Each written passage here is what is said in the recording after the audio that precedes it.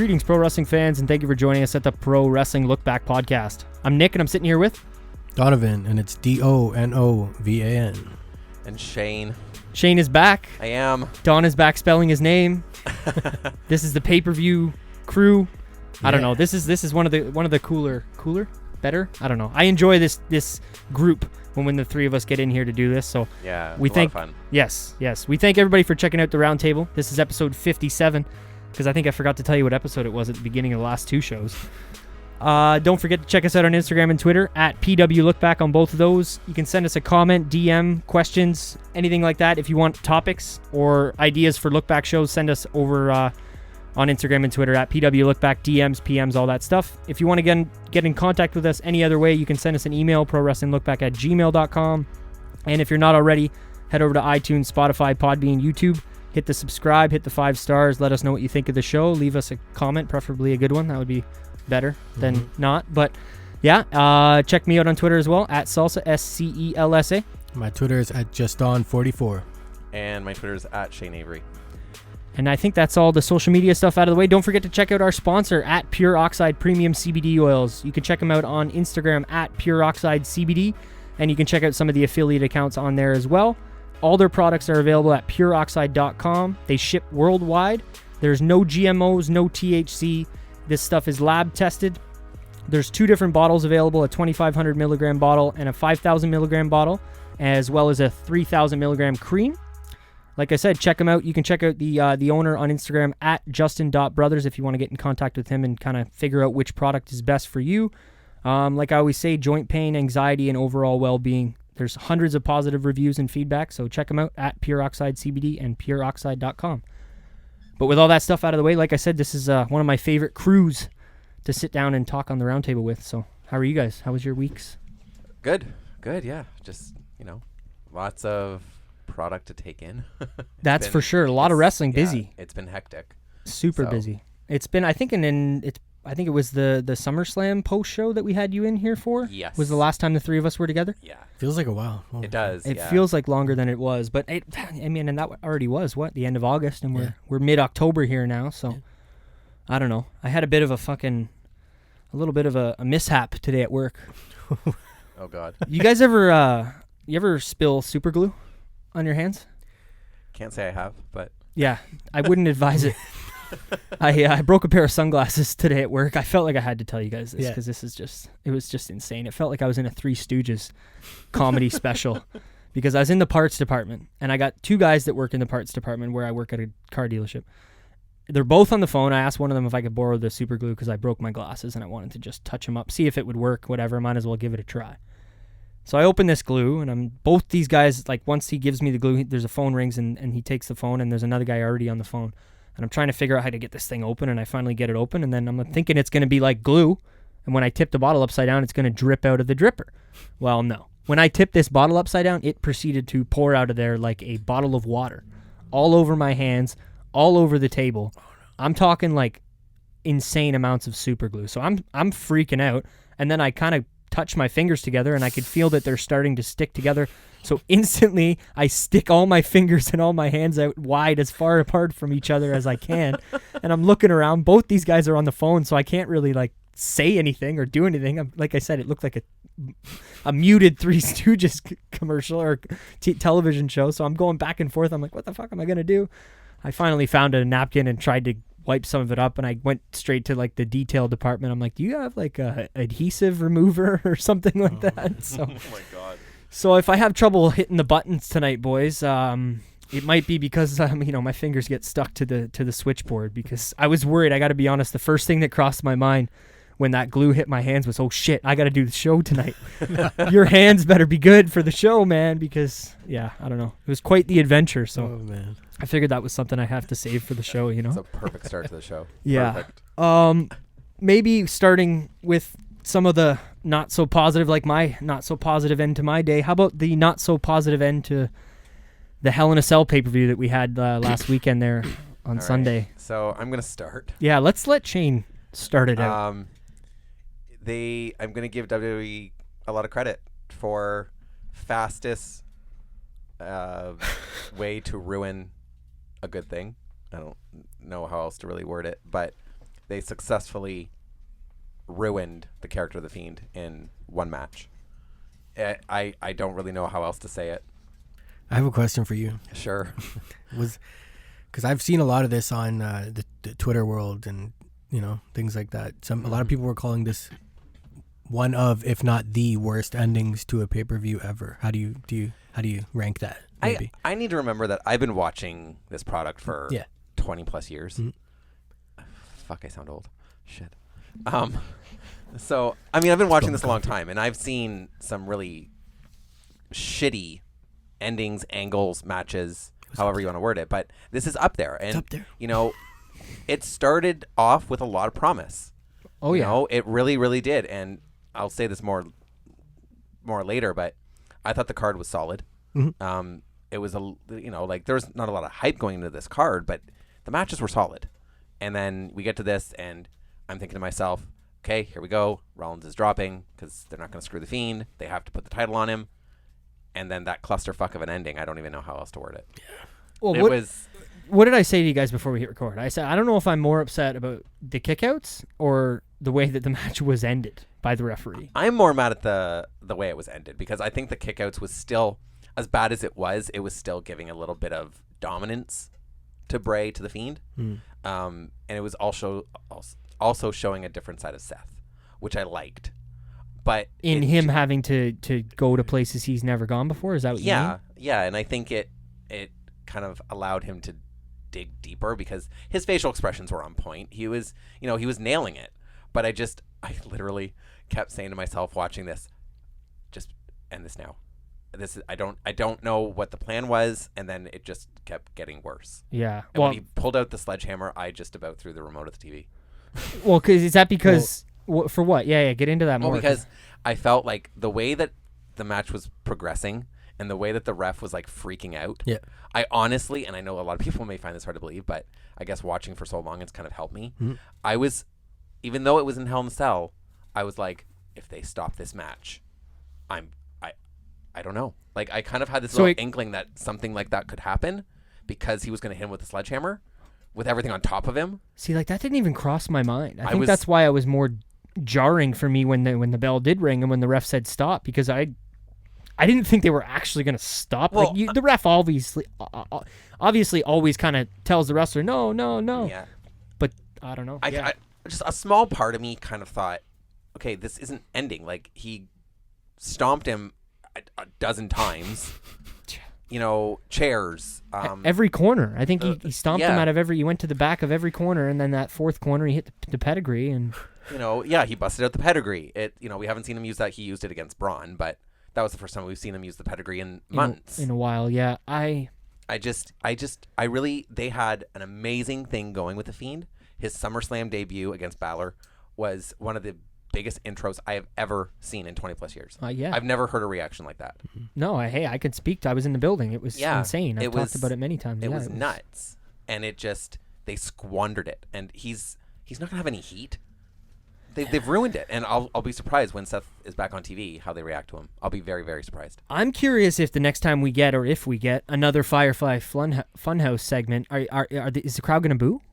Or are people still behind Bray Wyatt? They're just not behind Vince McMahon. Oh yeah, no, I think people are still behind him. I think that was where a lot of the frustration came from with the fans, is that they wanted this to happen, and it didn't happen. And on top of it all, it just abruptly ended with no actual finish for the second year in a row, might I add, because last year we had Braun Strowman interrupt the match between Roman and Brock. The only reason I know that they played that on Brock Sunday. interrupted it, right? Was it Braun and Roman? Yes. Sorry, Brock interrupted it and just gave them both F5s, and that was it. That was the end of the match. They called a stop. Yeah. So I guess we should have been prepared, because Hell in a Cells can end. I think again, but Brock had been off TV for a while. For sure. So that worked for me a little bit. I mean, again, I wasn't happy with that ending. It certainly wasn't like this. But it worked. But this, and I wanted to ask you guys what you thought about the red lighting. I didn't mind it. Well, here, I'll tell people, tell the listeners, because I talked to you before we hit record, but when that red lighting was there for the introductions and the wrestler introductions, I was like, oh, this is kind of different. This is cool. It makes sense. Bray Wyatt. And you can't really tell that the cage is red when the light's red. I loved that. Yes. Yeah. And then I turned to Donovan and I'm like, they should just keep it. for the whole match. And then the ref points at the timekeeper area, and they ring the bell, and the match starts, and the light's still red. And I'm like, shit, they're actually doing it. Yeah. I was not expecting it. So, I'll give you one of these, Shane. How's that? I like the red light. Maybe not all the time. No, But a Hell in a Cell. Oh, absolutely no. With the Fiend, it made sense. It was okay, and it was different. I did. It was unique. I was surprised that we didn't get chance of turn off the lights. Turn on the lights. Sorry. I don't think maybe there were chances and I didn't hear them. I don't know. Somebody said that on a show I was listening to this week as well, about just how, at WrestleMania, you got, turn off the lights because the lights, well, me, too, at SummerSlam with the tweeting at WWE telling them to turn the lights off because they're shining in my face. So you're right. I'm surprised we didn't, because we've seen similar stuff before where fans react to the lighting in the building. Yeah. Maybe they were okay with it. Maybe they were. And again, I heard something on, I'm sure it was a Wade Keller show, because, it's the round table, and it wouldn't be me if I didn't bring him up at least once. Might be the earliest I brought him up. But it was a caller who was in the building, and he said that they were playing the match on the screen as well. So if they wanted to see, a little bit better, then they could see on the screen, too. Oh, okay. Because they don't normally do that anymore that much. They don't typically have the match going on the screen at the same time that it's... Right. You know what I mean? At least on the Jumbotron, you know what I mean? Yeah. The main Jumbotron. But yeah, so I don't know. It wasn't my I liked it, but I don't think that they should do it all the time. No, and I don't think that they should.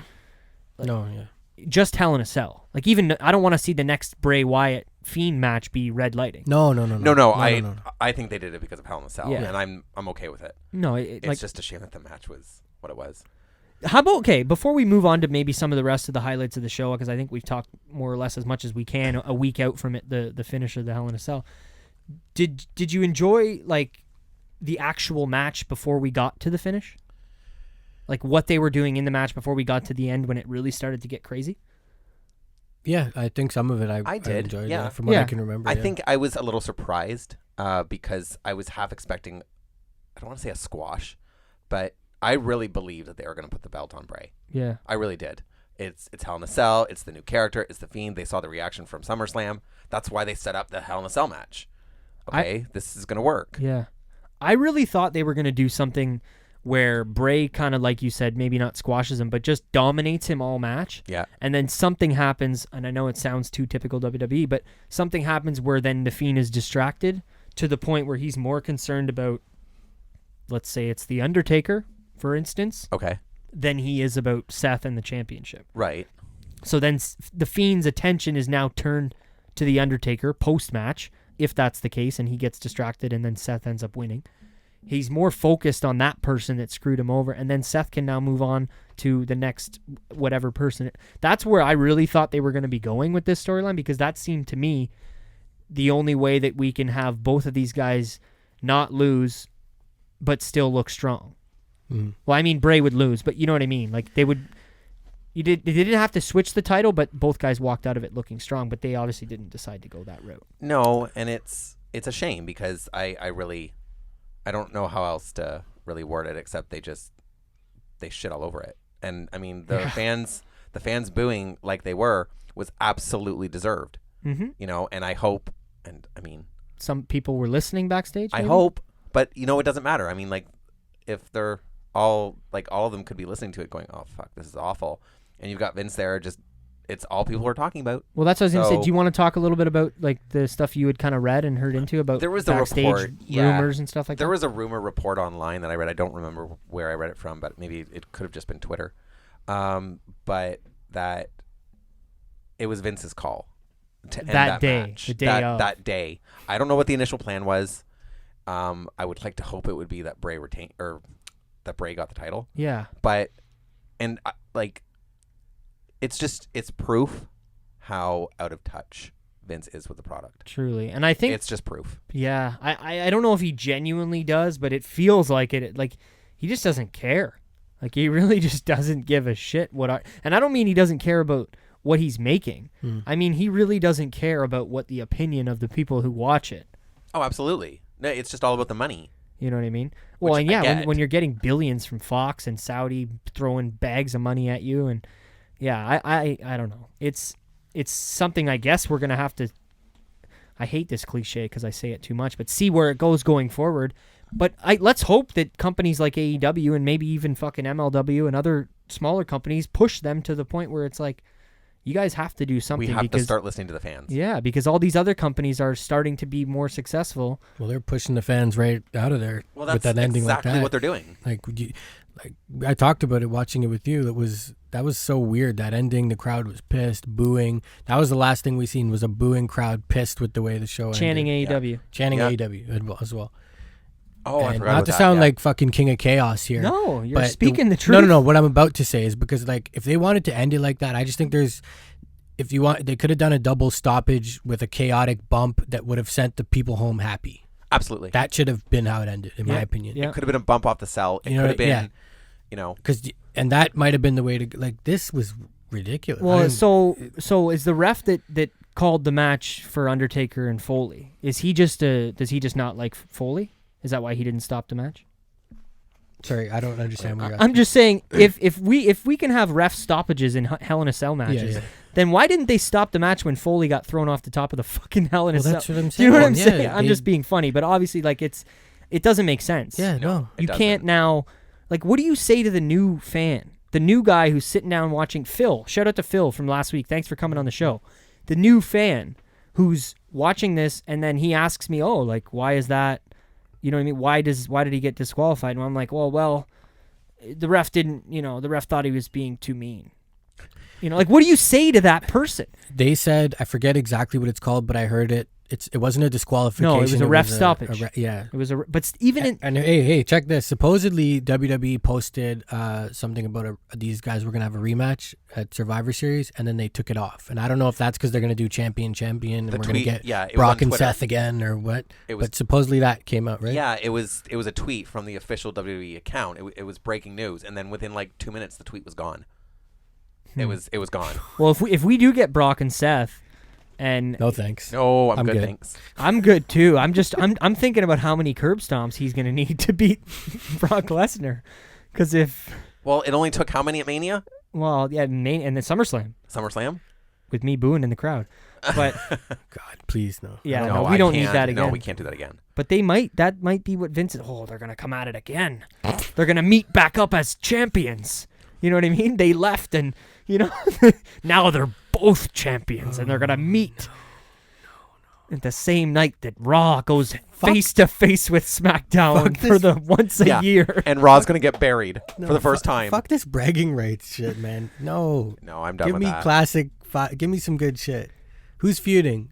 Who are the teams? You mean give like me some real blood feuds. Yeah. Well, I was just going to say, you mean like the real Survivor Series match that they're doing at Crown Jewel. There you go. Yeah. That should be at Survivor Series. Yes. And that's what worries me, because they're doing that match at Crown Jewel. It makes me think that we're getting champion versus champion again at Survivor Series. Ugh. But does that mean we don't get a 5-on-5 at Survivor Series? Oh, no, we'll get one. We'll probably get one with the women. We'll get the red and blue team. Oh, I didn't think about that. That sounded really bad. Not that it no. match, but I know what you mean, but that's actually... They could say, okay, the women are getting the 5-on-5 and you're not going to have a men's one because... Oh, you will. No, you will. I think they're going to have a rematch.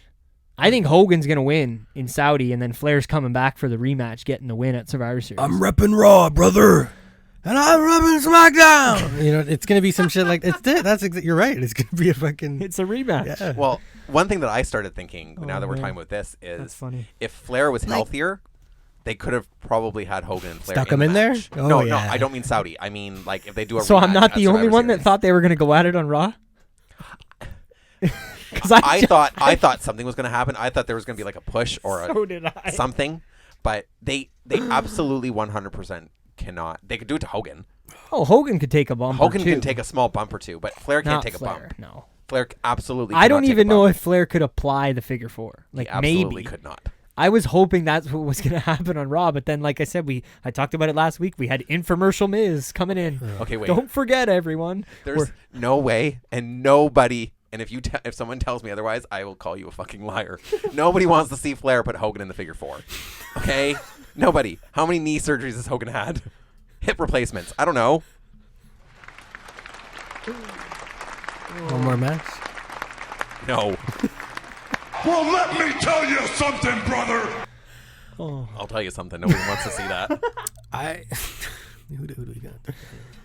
Yeah, never mind. We can talk maybe some more about Hell in a Cell. Do you want to talk about some of the other highlights, major good points of that show since it ended not so well? Absolutely. It started really well. We can jump kind of right to the beginning of the show now with the other Hell in a Cell match. Sasha and Becky was absolutely fantastic. It was. There was so many memorable moments. Shout out to the LookBack Show in that match.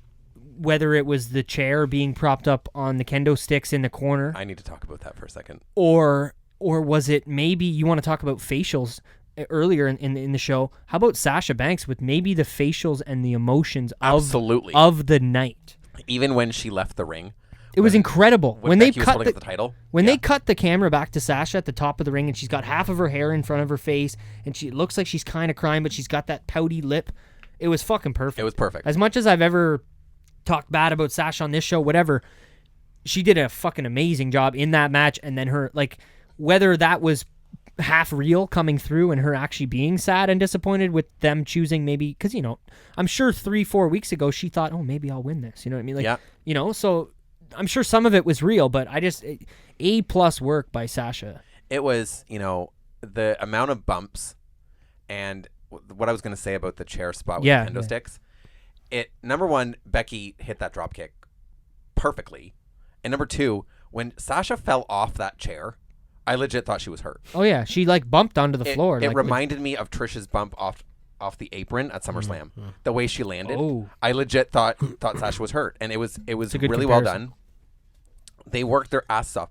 That Meteora through the table and the way that Becky jumped to kind of sell it. Mm-hmm. I want, like, everybody, and I'm not just talking about the women, like, all the men. This is how you sell. This is how you bump. Yeah. Becky put her body through hell that match. I mean, they both did, but I think this made a case for anybody that's been, you know, saying Becky's been coming a little too stagnant lately and a little stale. I never felt it, and I don't know if it's just because I'm a big fan or not, but I haven't felt her character getting a little stale. But it's something that I've heard in listening to shows and hearing the opinions of other pro wrestling fans around. Donovan putting up his hand and being one of those fans. Yeah. But I wasn't even really, when I said it, I wasn't referring to you, but you are included in that conversation. I wouldn't say that. I think it's been some of the matches that she's had. I mean, you can't, like, the feud with Lacey Evans was not good. That's what I mean. What has she been given? She's been given Lacey Evans, and then she's been given tag team matches at Extreme Rules with her boyfriend. And, So I don't think Becky's getting stagnant or anything like that. I just think she needs better opponents, and she got that in Sasha. Yeah. You know, she had those matches with Charlotte. Mm-hmm. So. Yeah, that's fair. Yeah. That's fair. Do you think that this is over? Yeah. I kind of do. I don't know who Becky would feud with next, but Oscar. I would love it. Oscar. How about Candice LeRae when she gets moved over to Monday night or to SmackDown? But I guess Becky's going to be staying on Raw. That was the one thing that I was really thinking going into that Hell in a Cell match was Becky's probably going to drop this title because I really think they want Becky on the A show now, which is SmackDown Live on Fox. And now this is SmackDown on Fox. Sorry. And this is what I said to Donovan before you hit record tonight when we were talking about the draft. And it's so confusing because they listed a name, like the names of who's eligible to be drafted on the website, and all the champions are listed. So they can be moved over. You're telling me that you can move the Raw Women's Champion over to SmackDown? That doesn't make any sense.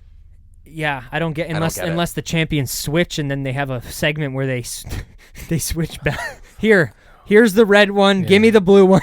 No. And they switch back. No, I'm just kidding. They shouldn't be eligible, right? No. And who's picking? Who's draft? So this starts on Friday, right? Yes. And so who's picking? Today. Who's coming this starts today. Who comes out for Raw? This show releases SmackDown. The day of SmackDown. Sorry. Who comes out?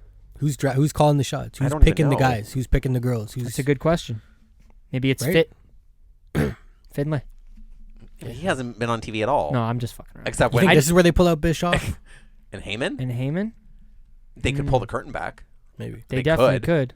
But because Bischoff he teased some stuff. When was that? I'd love for Bischoff to be back on TV, but that would be cool. Is Bischoff the one who was doing SmackDown though, right? Yeah. Yes. When they announced all that, doing Raw, which I almost feel like it's kind of been better that we've kind of like, or maybe it's just me, like almost forgot about that. And it's like they're just doing storylines now, and other than like this crazy bad finish at Hell in a Cell, I feel like the show has been a lot better in the last 2 months than it was the 2 months before that. Absolutely, there's been bumps, but it's no pun intended. No pun intended. But it's been different. Yeah. What about some other stuff on the show? I liked Randy Orton and Ali. I did. I thought it was a little slower pace, but I like the impromptu feel. Yeah, it worked well together. They worked well together. The reversal at the end, the finish, that was awesome. I loved the it. Handstand RKO. I loved it. Reversal. I like the moment at the end where Randy was kind of nodding his head a lot, like "Good job, Yeah, kid." yeah, I like that too. I love heel Orton, and I don't like him as a face. Yeah. But I like that moment. The acknowledgement. It reminded me of Undertaker, Jeff Hardy, like back in the day. Yeah, I've actually seen that match. That ladder match on Raw. That kind of moment where he was like, he brought it. Good job. Did we watch that? I've seen that with one of you. I watched that somewhere. I've seen that match. I don't know. Maybe it was even YouTube. Maybe. Possibly. It's probably on YouTube in full. Yeah. I don't know. But no, like the rest of the card was, like I said, and this is why I think I was so frustrated with the ending, because it was a solid show. Yeah. Well, I wanted to go back to Ali really quickly. Oh, sorry, Just more like you can tell that they think highly of him. And It's obviously a given because of what he's done in the past, but and not to take away any credit from somebody like an Apollo Crews, but they certainly haven't treated him the way they treat Apollo Crews. Do you know what I mean? Because you can maybe think like, oh yeah, he's just a mid-card at Ali, like he's there. But it's like, no, when you really think about the types of matches he has and who he gets to have matches with, it's Randy Orton on SmackDown. It's not, Adam Rose on Main Event. Not that Adam Rose is a relevant name anymore, but you know what I mean. Yeah. It's not. Yeah, he's done little things that you can see they care. But it's not just, to me at least, it's not just a flash in the pan like, oh, you missed your chance, bud. Like, no, I don't think so. I still think he's gonna maybe get a Kofi run world champion someday in 5 years, 6, 7, 8 years. Who knows? I think his build could hurt him because we know how McMahon likes bigger guys. You're completely right, but like, how much smaller is he than Kofi, really? Oh, not much at all. You know? Well, I mean, look at Daniel. Yeah. But Daniel's got that thickness. But I know what you mean, and I just think that factor, especially with this type of shit, again, back to the Hell in a Cell in it, that's gonna matter less and less. Absolutely. I think especially with companies like AEW putting out guys like Jake Hager who make, that when he debuted on AEW last week, he looked like the fucking Undertaker. He was so big. But it's because everybody he was around is almost under 6 foot. Yeah, I've never realized how big he was. But he is. But he's big. But I don't think he's as big as. No, he's deceivingly. He is pretty. He's a pretty big dude. Like, he's he? always. It's just you've never really. They don't like push him out there like that. But he's a pretty big dude. What do you think? He's like 6'2", 6'3"? I think he's about 6'3", 6'4". Yeah. He's a big dude. Okay, so that is pretty big. Fuck, I didn't know, but I wasn't sure if he was. They were. The way that people were making it out was like he was looking like Test or something, and it's like, holy shit. But it's because of who you're surrounded. Yeah, in today's climate, right, with the size of the wrestlers, he does stand out. There's just not as, I think the way wrestling is today, you can't look like Batista in 2005. And, no, it's different. And be expected to have the types of, and not even to be expected. I don't think you're going to be able to have the matches that that are going to be expected of you. Oh, absolutely. You know what I mean? Yeah. In 2019. You're going to be asked to do a lot more. Like, there isn't. I'm trying to think. Flips and dives. But, like, I'm trying to think of somebody that's just. Brian Cage. He's like that. Yeah, no, 100%. I mean, in WWE, at least right now. Like, or even AEW, but that would be harder, obviously. Like, I can't think of somebody who's just. Like a big guy who. Just a big jacked guy, Chris Masters even type looking guy. Like, somebody just like that. Yeah, they're not. They're not jacked anymore. Few and far between. Like, you get Ricochets and Finn Balor's, but they're not. Yeah, who's in WWE? They're not. I don't know. You got Lashley and. I guess Lashley's a good example. Lashley and Lesnar would probably be the closest that you would have, and even Lesnar's kind of. No, Lashley. That's probably. Lashley's probably the closest. The closest. We didn't get much of them on the pay-per-view. I don't know if we want to save some of that for a little bit later in the show. Maybe for the after-hours segment. I don't know. What did you guys think of the Charlotte and Bayley match? Good, but I was shocked with the win. Yeah, not because I didn't necessarily want. Well, I didn't really want it, but I just Bayley, man, like she needs a complete change. Absolutely. Like, and that loss is like a guarantee now that it's like this Bayley character can't come back. Because is she a heel? Is she cheering the crowd? I don't even know. I sound like I don't know because I don't. But no, none of us do. None of us do. And I think I kind of knew the title change was coming because all through the match they were talking about this will make Charlotte 10 time. and I was like, and it's happening. But because sometimes they were saying it a lot. Sometimes there are fake outs. That's what I mean. Yeah. A lot of the time, it's kind of holds through. I think I just didn't know what to expect at this one. I kind of wanted Bayley to continue on with her thing, and I was also, I got to be honest, I was going into the pay-per-view, I was expecting Sasha to win and Bayley to win, and then we would get Sasha and Bayley with the title clank together in both their belts. Yeah. On Raw and or SmackDown, whatever. We obviously not. We got the complete opposite, and Becky and Charlotte are friends now. I guess I don't which know. is weird. Yeah. But I think my issue with that is, and this is not a knock on Charlotte or Bayley, but Charlotte is so great in the ring, and Bayley is so great in the ring. They're not great together. They don't have chemistry. They don't have a good... Bayley and Banks have incredible chemistry. Oh, yeah. Banks and Charlotte have great chemistry. Bayley and Lynch, we've never really seen, but probably would be good. but would probably be better. But I think it's their styles are too different. Mm-hmm. And there were a lot of spots in the match that kind of made me go, okay, that looked awkward. I think you're right, but I also think if you had a scorching hot, raring Charlotte heel mode where everybody fucking hates her, and then you've got super babyface Bayley, yeah, it'd be different. I think it would feel a lot different. I agree with you, and this has been my problem, is that I don't like Charlotte as a face. Yeah, she's not. Well, what is she right now? Is she a face? A tweener? Is that what think you they're call both. it? I think they're both between, tweeners, yeah, and I yeah. think that's maybe another reason why It's not working. you didn't know who the fuck to cheer for in the match, because it's like, well, give me a reason to like Bayley, but then would she attack somebody? I don't know. Bayley's character in the last month has been all over the map. It's not working. Yeah. No, but I as far as the pay-per-view, pretty good.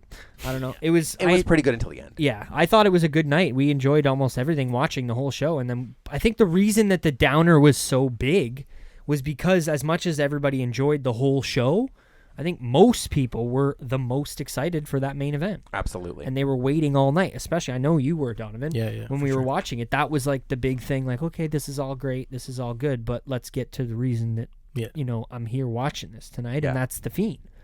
And then that got completely, I wish I had a sound effect of a toilet flushing, but because that would be perfect. That would be the sound effect.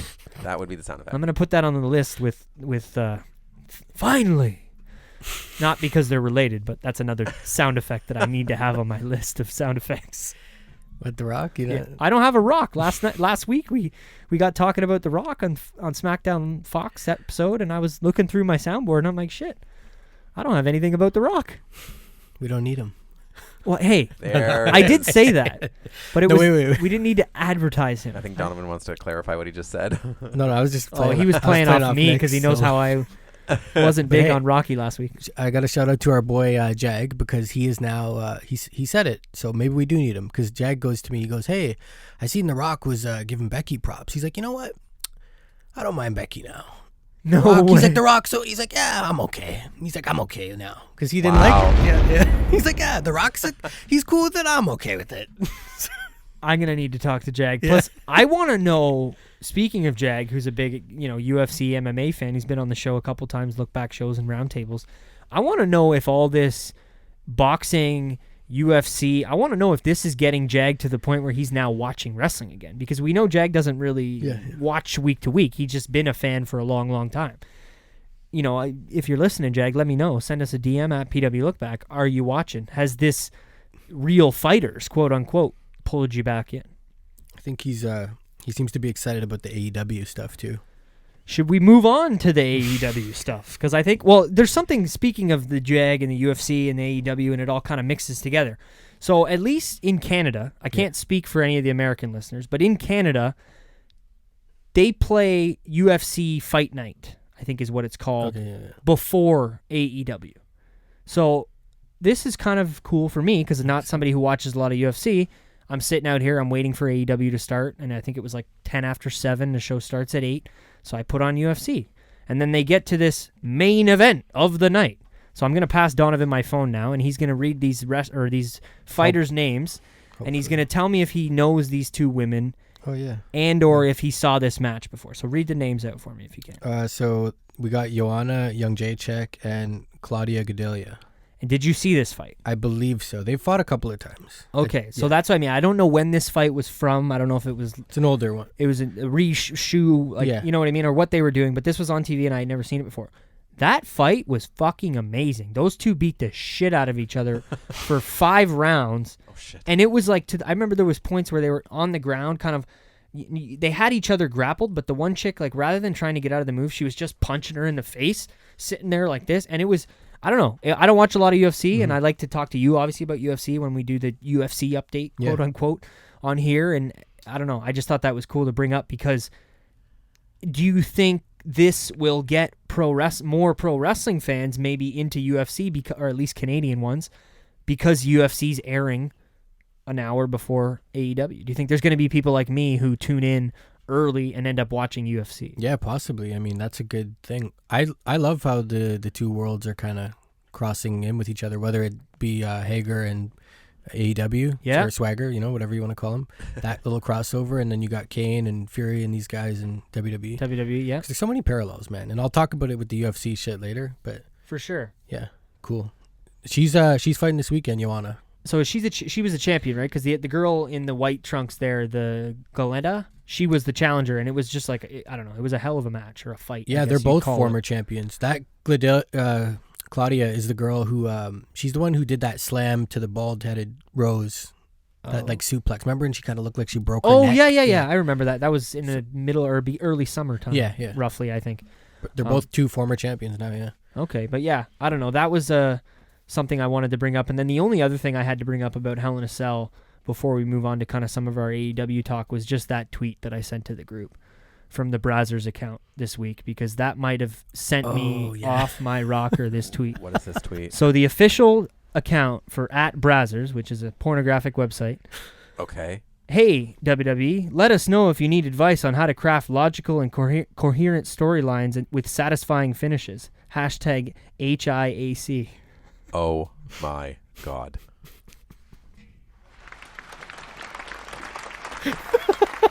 I don't even know what to say. Neither did I. So I just sent it to the PW LookBack group, and that was it. It was just like, here. And I don't even, I was dying. You got to laugh out of me. Oh, I hope so, because for that. I don't even know what to say. I don't know what my first reaction was. Was it, who at Brazzers watches WWE? Like, you know what I mean? Like, what's the first, like, it's just a crazy. That's insane. For them to tweet that. And then the cherry on the whole tweet was with satisfying finishes. Oh my God. Just a great tweet from an account. So I had to bring that up, but I want to get into the AEW stuff with you guys and what we did see and what we didn't see, and kind of mix in NXT since it is the Wednesday Night Wars. Yeah. This is my official, unofficial sound for the Wednesday Night Wars. Oh, that's very Nitro-ish. Yeah. That's kind of what I was going with, right? Perfect. Well, what did you guys think of the first show, I guess, before we go into... Of AEW or the NXT premiere? You pick. I don't know. I didn't watch, I'll be honest, I didn't watch a lot of AEW. I saw a little bit. I watched most of NXT, and I really, really enjoyed it. The first episode of NXT, which was, the first... The live premiere, yeah. Yes. Well, technically it wasn't, because they've been live on USA for three or 4 weeks, but it was only an hour of NXT. It was the first episode that they were head-to-head. Right, yeah, okay. Which they did get beat pretty significantly. I don't have the numbers in front of me, but I know AEW did better. But they did, I think, yeah. I don't think that shocked, at least not me. No, I was not shocked. Because it's a new show. Yeah. Brand new, and they've been advertising all over football and everything, with WWE doing the same thing, but still. There were a lot of surprises in the NXT show, so I was really, really happy with a lot of that. Happy with Balor showing up. Yeah, caught me off guard. I think that's amazing. And the ending just had me pretty much jumping up and down out of my chair when Ciampa showed up. Yeah. Yeah, you guys talk about that, because I know you're both big Ciampa fans. I'm ready. I want another title run. I want a legit title run again without him getting hurt, because I'm ready for it. I'm not even a big advocate of fucking triple threat matches, but I would very much like to see Balor, Cole, and Ciampa absolutely for that title. Wow, absolutely. Yeah. Where? What's the next big NXT show? I would assume maybe coming into Survivor Series weekend. Do they do one there? It's either at this point, I guess, guess Survivor Series or the Rumble. Well, that's what I was thinking was Rumble, but that's January, so that's still, 3 They could still have stuff in between. Yeah. For sure. I just hope that they don't have a a match that big, triple threat with those three names at Full Sail. No offense to NXT and Full Sail University and everybody that goes to those shows, but a match of that caliber deserves A, to be on pay-per-view, and B, to, well, quote-unquote pay-per-view. You know what I mean? Yeah. And built up at a big show in front of more fans. I could honestly see them even going the route of maybe, because with Ciampa just getting back, maybe going Balor Cole first.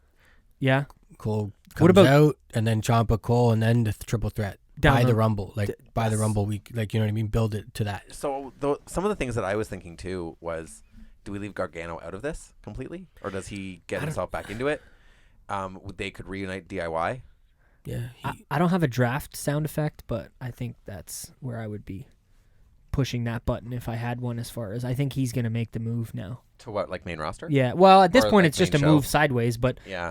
I think, well, what's left for him? He's a 2-time NXT champ, 2-time tag team champion, 1-time US or whatever it is, North American.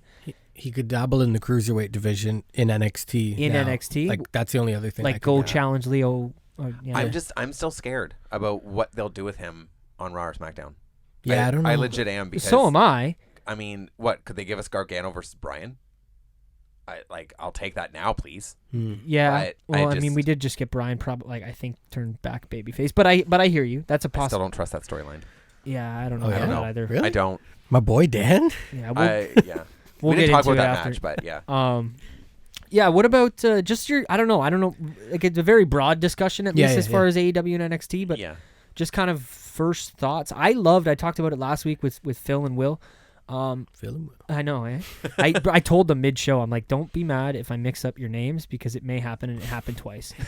But I like the set of AEW, and I like the colors a lot. Like, I really like that, like, exploding, smoky, colorful rainbow, whatever it is. The one thing I didn't like, though, is those black fucking lights up the ramp. I felt like I was watching Impact Zone. Oh, God. I honestly just... It had or WC Nitro. Like, it looked very old school. It looked so old school to me that it was, maybe they were trying for that. Maybe they wanted it to have an old school feel. I was really, you know, no, I kind of agree with you, actually. It felt misplaced with the rest of the set. Do you know what I mean? Those black lights that go up the side of the ramp? Yeah. Yeah, like I said, maybe it was old. Maybe it was designed that way, though, because they want to have that feel. Something quickly, because I don't know if you guys listened last week, but some of the fans who went to that show were talking about how in the arena, anytime that, like, the show wasn't happening, like commercials or like pre-show or anything like that, they were playing 90s music in the building. Like, only like 90s rock and shit. Okay. Like Nirvana and like random, like, I can't remember some of the names of the bands that the guy was saying, but it was like were they trying to really get that feel and have this feel like you're back in the 90s? Well, I'll tell you, with fucking Shivani on commentary, I get that feeling a lot. Like, I'm watching a fucking episode of Nitro. Does it feel like Nitro Raw with Kinda, JR? yeah. And Oh, no. Well, JR he gives me that. He's got that New WCW kind of. He's got that drawl, right? Yeah, So I feel like he's done enough stuff outside of WWE now that I associate him with, like, New Japan and shit like that. Yeah, It's no, crazy. absolutely. It's still, I mean, because I don't watch a lot of other products outside of WWE. Yeah. Still hearing JR's voice takes me back. Yeah. And especially when you have Lawler on TV, and you're like, "What, the Jerry, fuck? move. Oh my Jerry, God. Jerry, move." I can't even deal with that." Sorry. But I think one thing that I really liked from the AEW premiere, so not this past one, but was it last week? Yeah. Was Cody and Brandy starting the show. The ovation that Cody got, I am getting a look from you, Nick, and it's No, it's scaring okay. me. It's Cody Christ. God. Anyway. The it's good. ovation, You're the right. ovation was very well deserved. He's done so much, and I couldn't be happier. When you take in that entrance with him and Brandy walking down the ramp, and you think about the list of matches that he posted, remember that picture of all those matches? Oh, yeah. When he left WWE, it's come quite a long way since that moment. You know what I mean? Oh, yeah. To be saying, I want to fight these people outside of WWE, to now be opening a show against, like, think about it. He would have been walking out at the same time that Matt Riddle was walking down the ramp on NXT, or Adam Cole was walking down the ramp. Yeah. Mm-hmm. You know what I mean? Literally at the same time, competing against a company that, you know, has been one of the most popular, if not the most popular, hardcore wrestling brand in wrestling in the last 5 years. Yeah. No, I completely agree with you. I think like the talent in AEW is stacked. It's absolutely stacked.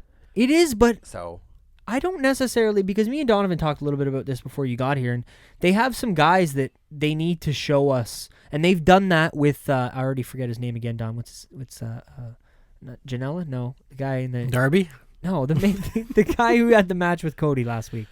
Oh, Sammy Guevara. Sammy Guevara, the kid. Like they don't have a lot of guys who they don't make you want to go out of your way to see their matches. no, But it's they true. have to- I kind of get what you're saying there. Yeah. They've got to build to that point, but like I was going to say, they've already started to do that with somebody like Sammy Guevara, who, in my opinion, had the match of the show on the opener last week with Cody I agree with to you. open the show. Yeah.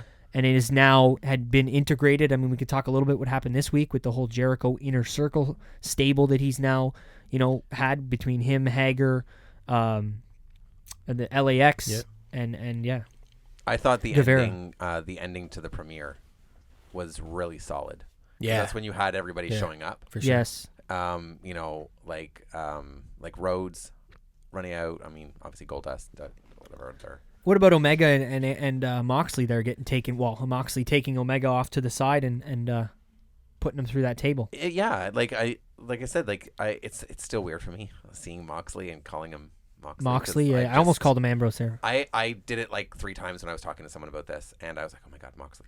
Yeah. Moxley. It's don't. So, It only happened, not only, sorry, but this week's AEW when I was watching him come out, Mox, I really got the vibe of like, because I'd watched a lot of his stuff as Moxley before he came in, or not before, but when he was kind of in limbo of FCW and before hitting the main stage. right. Yeah. I watched William a lot Regal of that stuff. Moxley stuff just on YouTube, and I really get those vibes from just his mannerisms and the way he wrestles. Kind of, Oh, absolutely, yeah. he brings a lot of that back, that fire. Like you can really tell it's there, and it's a good thing. Well, he definitely he had lost something. Oh, for sure. During his last run of WWE, there was Passion. it was off. You could just tell by watching him in the ring. Yeah. He did not want to be there. Yeah, he's done it. I loved what he did this week. He had a match with Shawn Spears, who's one Yeah. of my favorite wrestlers. And Yep. before the match even started, he got in the ring and he went right to Shawn Spears, forehead to forehead, like backing him up. And then Shawn Spears punched him out of nowhere. And I was like, I want to know if that's the kind of shit when people, it's planned. Like, that's the kind of shit I want to know if it was planned. Because, that's a moment where, if that wasn't planned and Shawn just hit him, Dean liked it. Yeah. He was just like, yeah, I'm happy he just fucking, you know what I mean? Like he could get behind it. But the one gripe I had with what he's done on AEW is the fact that and I talked about this last week, but the fact that they didn't cut back to that. He put Kenny through that table and then that was it. That was it. We never saw, even if we just saw Dean Ambrose scurry away and Kenny get helped up by a referee and then that was it, at least we kind of know what happened. The last thing we saw until we saw Dean Ambrose this week was him on top of that table with glass everywhere. Yeah. Which, again, I guess we can assume that he got away and Kenny's okay, but it's like Kenny came out fine this week with the bat and the barbed wire and all this, you know what I mean? So I just want a little more explanation. Yeah. But, so I don't know. My only gripe with AEW has been just the lack of promos, but they did a really good one this week with Chris Jericho, so. Yes. I can't complain too much because that was a really good promo. But in the department of lacking promos, I like, and I think this is going to be a reoccurring theme. At the beginning of the show last week, they did it with Cody and Guevara, and it was almost like a fight build. That little video package of the two of them kind of talking and training. They did it this week with the Bucks and Private Party. Yep. So I kind of like that side of it. That was a great match, too. Yeah. And I don't know. Yeah, I was know just those gonna guys say, I was either, surprised you remember the name because I couldn't remember. I had it written down here, but when you said it, I'm like, oh yeah, that's what it was. Yeah, their characters, they really kind of stood out, so it was easy to. Oh, that's for sure. Yeah. Different. I was surprised. Shocking win for those. Well, that's what I was just about to say. Yeah, I was floored because I didn't expect it. Yeah. But it was a great match. But I think that's probably why they were deciding to go that way, is because they're like, hey, you know what? The Bucks aren't going anywhere. Yeah. Let's just have them have an upset match Yeah. here, and then it's not like they're not going to be tag team champs at some point, but they probably shouldn't have put the belts on themselves first, so it's probably not a bad good, though. idea. I like that, yeah. And I think them being fans and probably being so involved in the behind-the-scenes side of it, that's the right move to I think it make, is, too. You know? Because, they're eliminated now first round in a tag team tournament, so they're not going to be fighting for those titles anytime soon. No, not for a while. Yeah. I don't mind that at all. What about, because we talked a little bit about the Inner Circle and Y2J, but what about him and Kenny? Is full gear, right? That's the match? Oh, Cody and... Cody and Jericho. Sorry. Cody and Jericho. Yeah, it's My Cody bad. and Jericho. The White Knight. Kenny himself. is Moxley. They're making up for the match that they couldn't have at the debut. Yeah, I almost need like some kind of street fight with them, maybe. Just Kenny? Something needs to be added. I think that's what they're doing, right? Because the end of the show ended with Kenny coming out with a bat covered in barbed wire, and then what was he? He had two weapons. The broom. The broom. Yeah, that makes sense. Because the cleaner, yeah. So he had the two of them, and he put them both down, right? And that was kind of how it ended. But no, he got attacked by my boy, Pac, Neville. Oh, shit. Yeah, I didn't even... I honestly must have missed that then, because I don't remember that. My bad. I feel like an idiot. Love me some Neville. Yeah. What I can speak about as far as Neville in AEW goes was his work on commentary last night, or the night that show took place. Yeah. It was amazing. He was just saying, like, well, why are these guys having a number one contender match when I'm out here on commentary? Like, it was just really good, and it made a lot of sense. Yeah. And they're talking about how he's only lost like 2 matches or whatever, a match, one match in the last 3-4 years or whatever it's been. So yeah, it's good on Pac. My bad that I missed that attack on Kenny. What does that lead though? Does that mean that we're gonna get Kenny Pac before? No, well, I'm trying to remember the order because there was when this happened, the order I might slip my mind, but I feel like didn't Hangman kind of and Pac like fight a little bit? Oh, okay. So then Hangman came for the save, and that's where that'll lead to. I think so. I could be jumping all over the place, honestly. There's been a lot of There's been a lot of wrestling. Weeks, so yeah, I haven't caught up on NXT this week, but I know spoilers that Leo Rush has come back and won the Cruiserweight Championship. So. I'm legit I'm happy for Leo Rush because I do think he's very strong in the ring. I'm shocked that they took it off Gulak. Yeah. I am a little bit, but it's not like... he's been solid as champion. Oh, he has been. Yeah. I just mean, like, it's not like it was only a 2 week or a month. Like, he's had the belt for a bit, right? He had it going into SummerSlam when I was there, so... Yeah. He's had a good run with it, but... I miss Buddy Murphy as champion. Oh, yeah. Is he still in Australia? Is that what's going on there? I don't know. Because he's been gone for a while. Oh, no. Never mind. He was getting thrown around by Roman when we were in Toronto. Then we haven't really seen him. We haven't seen him since then, ever since the storyline changed. Yeah, that's unfortunate. I feel bad when guys are in story. Like, they probably think, like, okay, yeah, I'm doing something here with the main event guys. This is good. Like, they could have, they brought back Rowan. Yeah. So, and Harper. And, like, they could have done something with, like, Reigns teaming up with Buddy. He's gone, by the way. Soon as Harper. As soon as he can go, he's gone. I don't think that guy wants... You think so? Oh, yeah. You mean leave the company? Yeah. Why? I just don't think he's... I think he's... It's just the way you came. He's just good. I think he's... with that thing he put out a year ago, his big paragraph about how he wants to get pushed more or whatever it was. But he's gotten it. Well, he's here now, yeah. Yeah. Like, his matches have been solid. Like, that Texas Tornado match from Hell in a Cell was solid. Excuse me. I like that match a lot. And it was, and it's I just now what? Like, they beat him, Roman Reigns, and like, I don't think that now. Deep Rye. You know what I mean? I don't think Luke Harper's making an Intercontinental title run against Shinsuke Nakamura anytime soon. Is kind of my point. You know? Yeah, I don't know what's next for those guys. I don't know. It's kind of unfortunate in a sense that they stuck them back together for sure. Yes, I don't want them to just fall into the tag team division again. Well, that's my point. It's not that I think that Luke has never been given anything or he deserves so much more. I just think he's probably at his own mentality, like, yeah, you know what? I've done a lot here. I'm gonna go see what else I can try. That's just my own thoughts. Maybe, and I think Donovan made a good point, or you both kind of did, and it's kind of how you're feeling about Harper winning that match, or sorry, losing that match, and now it's like, okay, now what? Mm-hmm. But the whole thing with Kofi dropping the title to Brock, same sort of deal. Now what? Yeah, same sort of deal. So, which we haven't even talked about, but there's a lot. No, it doesn't matter. I'm jumping all over the place. There's a lot to talk about. I think there's still things that can be done with Kofi, like off of a loss like that.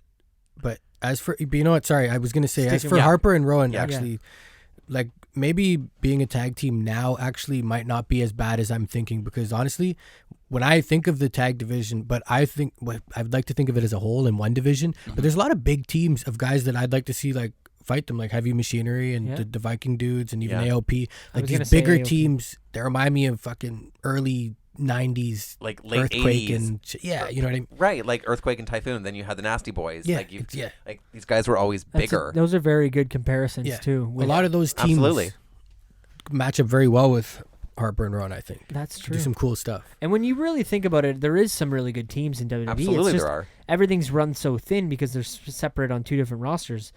I really just think that they should have the championships, at least the tags, and just merge them together.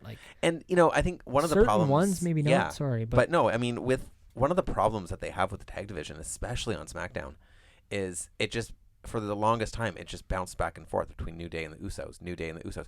There's tons of other teams that can put on better matches. I'm sorry, that's nothing to knock on the Usos. I love them, but I mean.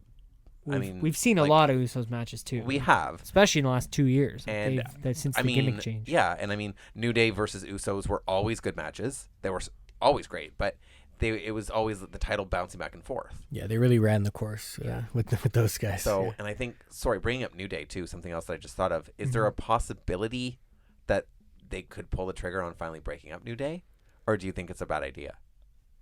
I'll let Don go first because I can tell you.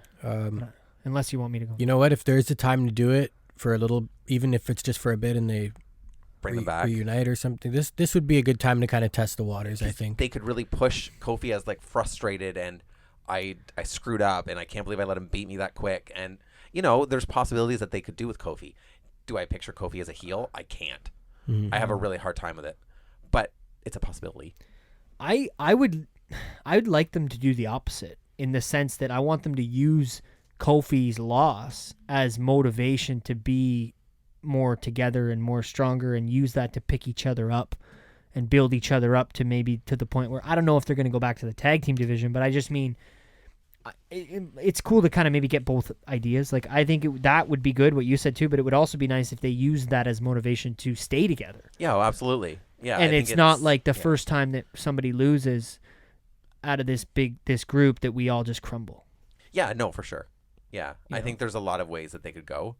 But yeah, the draft. The draft could split them up. That's definitely possible. I never thought of that until now. Makes a good. Yeah. I'm probably beating a dead horse with this, but just put Big E on Raw and leave Kofi and Xavier as a tag team on SmackDown. Do you think they're going to do anything to make us all reassure us that Kofi's still strong? You mean strong like main event level? Yeah, kind of. Or is Kofi going to fall right back down now? No, I think. Or is he going to get a win over? Give me somebody decent on SmackDown this week that he could, get the win. I don't know. I would keep him off. I'd keep him away for a little bit. Yeah, actually. maybe not this week. Maybe just give him a break. Yeah. Give him a little bit. I think bringing him back, I could see him feuding with. Oh God, I was going to say Orton, and I don't want that again. No, I hope he's not chucking pancakes the first time we see him. He probably will be. I will be very upset. I'll be honest, because I don't think it's appropriate for where his character should be. I don't think it was appropriate, and I don't mean to bring him up twice on this show, but Wade Kelleck, just because I don't like saying shit that's other people's ideas, but he made a real sticking point about how upset he was that Kofi was fucking flinging pancakes, walking to the ring, getting ready to fight Brock Lesnar. Because seriously, he brought up the point that I bring up sometimes with casual fans, in the sense that it's if you're sitting with somebody who doesn't know any of this shit, and they see him walk to the ring, and then they see Brock Lesnar walk to the ring, who the fuck do you think they're going to cheer for? Not the guy chucking pancakes. I kind of, I do agree with you. I think that they probably should have held off on that for that match. Mm-hmm. But at the same time, there's it's a part, don't break what his work. So many younger fans that's true. Are still watching, and if Kofi didn't start throwing pancakes, they would be like, what's wrong with Kofi? And he's got to get past that. Yeah, he's determined. I totally know what you mean, Shane, and it's a very valid point. It's just why can't you just put your head down and have that determined look? And then when the kid asks that to his dad, hey, why is he not throwing pancakes? Well, the dad can turn down and say, because he's got to work tonight. So this is a big sometimes it's not all fun and games. Son. There's definitely routes that they could take with it. And I do wish that there was, and that was one of my biggest issues with the whole Kofi run, is because it never felt serious. It was always fun and games, the pancakes, the parties. The matches were never top great, tier. But that's why it was so frustrating, because the matches with Daniel were fucking awesome. Yeah. The final run in the Chamber was so good, and their Mania match was fantastic. The Mania match was awesome, and the culminating of that. And sorry, I just thought of something that I really want to say. And you had mentioned not trying to take other people's kind of opinion, Yeah. But something I saw online, and I have to echo this, is after the ending of Hell in a Cell, someone tweeted out, WWE is garbage. They're not listening to their fans. They never listen to their fans. And that's what the person tweeted. That's not true. I'm sorry. If you look back at the Rumble, you had Becky win. Yep. You had Seth win. Yeah. And then at Mania, you had Becky win. You had Seth win. And you had Kofi win. So don't tell me they don't listen to the fans. No, we talked about that this year at like the Mania preview show and the post show about how we got to take in the fact that WWE is doing some things that we like right now, because I don't think Kofi and Becky would be winning championships at WrestleMania if they weren't listening to fans. You're completely right. Yeah, and it's something like, and I was reading the tweet and I was like, okay, now you're just finding an excuse to bitch about the product. Like, no one was happy with that Hell in a Cell ending, and if someone tells me that they were, I'll be like, yeah, you're full of crap. Yeah. But like, you can't tell me that one shitty ending is going to sour what they've done for the past 6 months. There's been a lot of good, and there's been duds, but there's been a lot. So, yeah. Yeah. This whole draft it makes it really interesting, I guess, to see with where certain people are going to end up, and we'll find out some of it tonight on SmackDown. So yeah, it's going to be interesting. I hope I want some fresh matches. I want some fresh feuds. But you want Rusev attacking Bobby Lashley at the hotel, maybe? That would be nice. Yeah. Do we really have to talk about Segway Mania, Donovan? Because that was that's give me what I want. This right there. Who, Lashley? Is that what he's saying? I to think Lana? that's what Lashley's saying. That's what Lana's saying to Lashley. I just I don't know. Before we go too ahead of ourselves. Shout out to Chohan. He really likes this storyline. Because it's raw and uncut. He messaged me earlier this week and he said, "I'm loving this Lashley and Lana storyline." Oh my god! It's like, I bet you are. So I don't know where to start. I want to say something before I get, because I want to know your opinion, Shane, of when you saw. Were you watching Raw when this happened for the first time at the end? I was on the premiere. Okay, cool. Yeah. Yeah. Well, just actually, yeah. What were your thoughts when you seen Lashley come out and then him put his hand out like he's pointing to the stage, and then it was Lana, and then Rusev is watching his wife make out with Bobby Lashley? I'm gonna list one pro of this whole thing. Is I am a huge fan of Rusev. Same here. He is a beast in the ring. Yeah. They've underutilized him for years. It's frustrating. However, Lashley's return has been a dud from the beginning for me. Yeah. Mm-hmm. Completely. They had an opportunity to square up Lashley and Lesnar. Yep. And they didn't. Yeah. So at this point now, I don't care. That's like my dream match. I'm missed not even opportunity. Kidding. That's like the dream match for me. Absolutely. It's a dream match for a lot of people. I've been wanting that since I was 11. So now all of a sudden, you have a main event of Rusev versus Rollins, and all of a sudden Lashley's out on the stage, and I'm like, oh, okay. Cool. Yeah, they're involving Lashley in the main event here with some top, talent. And then I thought they're finally figuring out a way to use Lashley. And then Lana comes out, and then they started making out, and I just about threw up my lunch. Well, and like I talked about it last week, it wasn't just like a kiss. Like, it was like biting lips and sticking legs up by the ear and like all kinds of stuff. Like, well, her leg was like up, it was. She was fully extended. As bad as that was, the hotel scene was even worse. Oh, wait! I have a couple of questions about this because I missed the beginning of Raw. Like, I seen when they replayed it later on in the evening. Yeah. But is that how like the show just opened up? That is how the show opened up. Like, what? It just started in a hotel? Yeah. Pretty much. That's kind of okay. Like. Well, dude. Go ahead. No, all I was going to say, because this is the one thing that I had said to you guys, I wrote in my notes, and I didn't want to say to one on the show. I'm not kidding. The very first thing I wrote on my notes this week, because I always take notes when I'm watching Raw, just a little tiny sheet. But am I watching Days of Our Lives?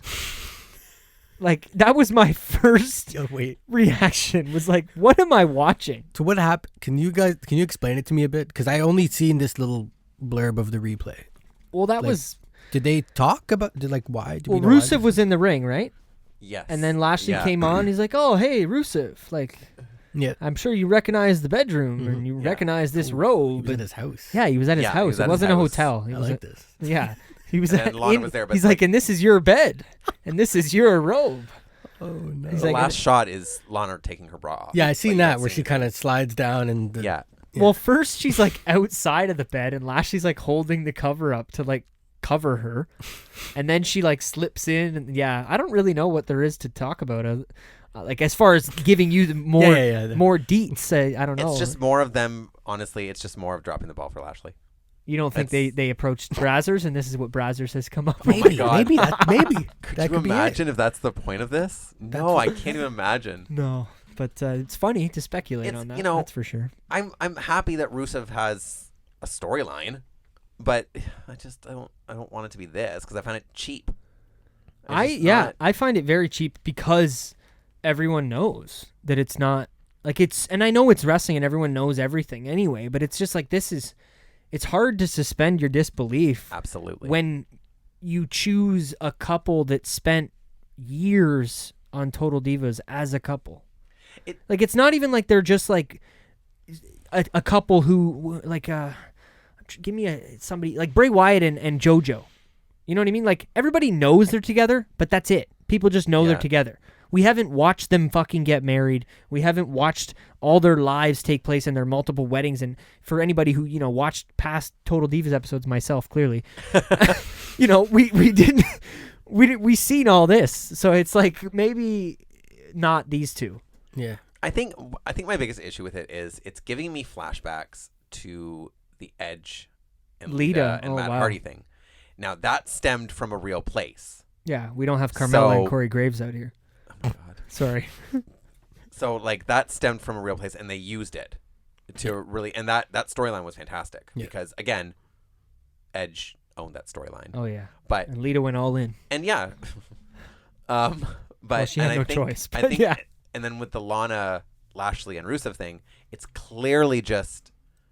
I like that they're taking it all. You see the pictures of Lana with Bobby at the premiere of SmackDown on the blue carpet. Like she showed up with him. That's good. Him. Yeah. I think it's the more that the more that they play off of it and make it, that could benefit it. Do you think? How many people do you think would have said yes to this? Because I talked to this with Will and Phil last week about how I think Lana would be way more inclined to do something like this than maybe Sasha Banks or Becky Lynch. And the reason I say that is because Lana spent so many years as an actress, and she really prides herself on being an actress. I think you're right. Yeah, I think she's more okay with doing this because she knows what it means and that it's just a role. Absolutely. I can't picture Sasha or even the Seth and Becky stuff felt odd. Yeah, we all know they're together. We don't need to see it. That's I think most people felt that way, and that's why they kind of kiboshed or ended it very quickly. But now they're using like smaller players, and I feel like it's gonna work more. I'm not as invested. You know what's really unfortunate about this as well, I think, is that why were Orton and Corbin were around? Because what are they scouting people for their team? Yes. Yeah. So is this just gonna be a Saudi thing that's Lashley's over? on that team, he's on that team. Like I don't even want these guys in that match. I want this. Like I'd rather just have this shit build and it can be its own. They can have their own match. Yeah. Who do we have in the teams so far? You've got Orton, Lashley, and Corbin? No. I think on Flair's team, I know that Corbin and Orton are represent on that team, and, and I know Seth is on Hogan's team, but that's all I really know. And so is Rusev. Is he? Yeah. Yeah. So they confirmed Rusev. I just don't think they've confirmed Lashley yet. Yeah, maybe they shouldn't. Here, I'll look it maybe up they here won't quickly. Because maybe Blood Money 20. Sorry. Sorry, that's the name of the show, right? My bad. Yeah, maybe they won't. I don't even know how to respond to that, but that was really good. I can't claim originality on that one, but no, I'm trying to get the list for you guys, and the match is who's announced so far: Seth Rollins, Rusev, TBA, with Hulk Hogan versus Randy Orton, King Corbin, TB. Yeah, just 2 and 2. So they haven't announced Lashley yet, but it's looking likely. And that's the only match announced for that show as of right now. Well, you got to think there's not going to be a women's match. Nope. No. Not yet. That's something, honestly, and I don't want to, because I talk badly about the Saudi shows and this and that, the negative stuff, but that's something that I hope when this is all said and done, this Saudi deal, that I hope that it actually got them to the point where they can have women's matches in Saudi Arabia. Because then this will have meant something. I think, at least. Yeah, I want to believe that. I do. Do you know what I'm saying? Yeah, no, I absolutely do. I think my biggest issue with the Saudi shows, obviously, besides the obvious, yeah, we're getting another Saudi show as opposed to Evolution 2. Yep, which is fucked. And Because that was my favorite. It's insulting. Go check out our pay-per-view of the Best of 2018 show that me and Donovan was the first episode we ever released on iTunes in January of 2019, and that was my pay-per-view of the year. Was Evolution for 2018. It was easily the pay-per-view of the year. Yeah. And the fact that they're not doing a second one is an insult to the entire division. It's an insult to the women because it implies that, hey, you guys did a good job. You know, you got your own show, but now we don't have Ronda, so sorry. That's a part of it. You know the fact that Ronda's not there and the name value, that image of Ronda isn't there, that's one of the reasons why they're not doing it all. 100%. You know? Because I thought that was a good idea. Yeah, it's something they could have. They could have done something. Yeah, like, even they could have Trish and Lita in the main event. Like, that would still draw some attention, but they're not draws like Ronda is right now, right? No. So I think you'd almost have to have, like, maybe the Sasha stuff and Becky could have waited. Like, if this was happening, maybe pushed it a little bit longer, and that could have been felt bigger, and that could have main evented no problem. Yeah. But I don't know. Where were we before that? As far as we were still talking Lashley and Lana. Yeah, that's great. Lord. And I guess the Saudi show and stuff too. But how about Tyson Fury, Don? I want to get some of your thoughts on the boxer man that was at the boxer man. The boxer man. I literally don't know even who this guy is. Heavyweight champion. So yeah, he's the heavyweight champion boxer right now. Yeah. Oh, okay. So he's currently of the world. Yeah. Well, boxing's weird like that, where there's many different divisions and leagues of titles, but he has several heavyweight titles. He's undefeated. Okay. He's been around for quite some time. Like wrestling, right? Like, is Brock the champion or is Chris Jericho the champion right now? Who's the real? Or is it Seth Rollins? You know? Not after Sunday. Yeah. Or is it whoever TNA's? Or is it Matt Taven? Yeah. I think he lost. Thank God. No, I think that guy lost about ROH. But, you know. Jesus. But yeah, back to the Tyson Fury, the boxer guy. Mm-hmm. And I actually had one question about that. Yeah. Do we think that they're going to build Tyson and Braun all the way to Mania? Or are we going to get it before then? This is what I wrote in my notes and I didn't bring up to you guys until now. Do we think that this is the Saudi? I think this is happening in Saudi.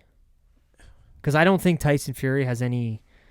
I don't know what show it was, and I don't want to make claims because I heard something about this guy making some negative comments and not giving a shit or something. I don't know. So I don't want to make statements of that. But if that were to be true, then he wouldn't be somebody that would care about the values that they have over there. He'd be willing to take the money. Do you think that's something where he'd be willing to take that money and have a match against Braun Strowman in Saudi Arabia? And if so, to make it two questions in one, are they going to have a good match? No, it's not going to be good. I don't think, at least, my personal Depends opinion. how you do it. I don't know if this is for Saudi. Like, I was listening to something in the week, and they kind of were talking about that. And I don't know. Does it really make sense to happen there? Because, like, this guy, boxing is a big thing in America. Yeah, not like, necessarily. I don't know if he's as big of a deal in Saudi Arabia as he would be on American soil. Which is why I think they've got Hogan and Flair. Yeah. Because the Saudi, Prince, who the Prince likes. Yeah, exactly. Yeah, maybe the Prince is a fan of Tyson Fury. I don't know. That's what I'm saying. You don't know. Yeah. Maybe. But then what about... Sorry, I'm jumping all over here, but then what about... Mania? No, what about Cain Velasquez and Lesnar? Do we get that at Saudi?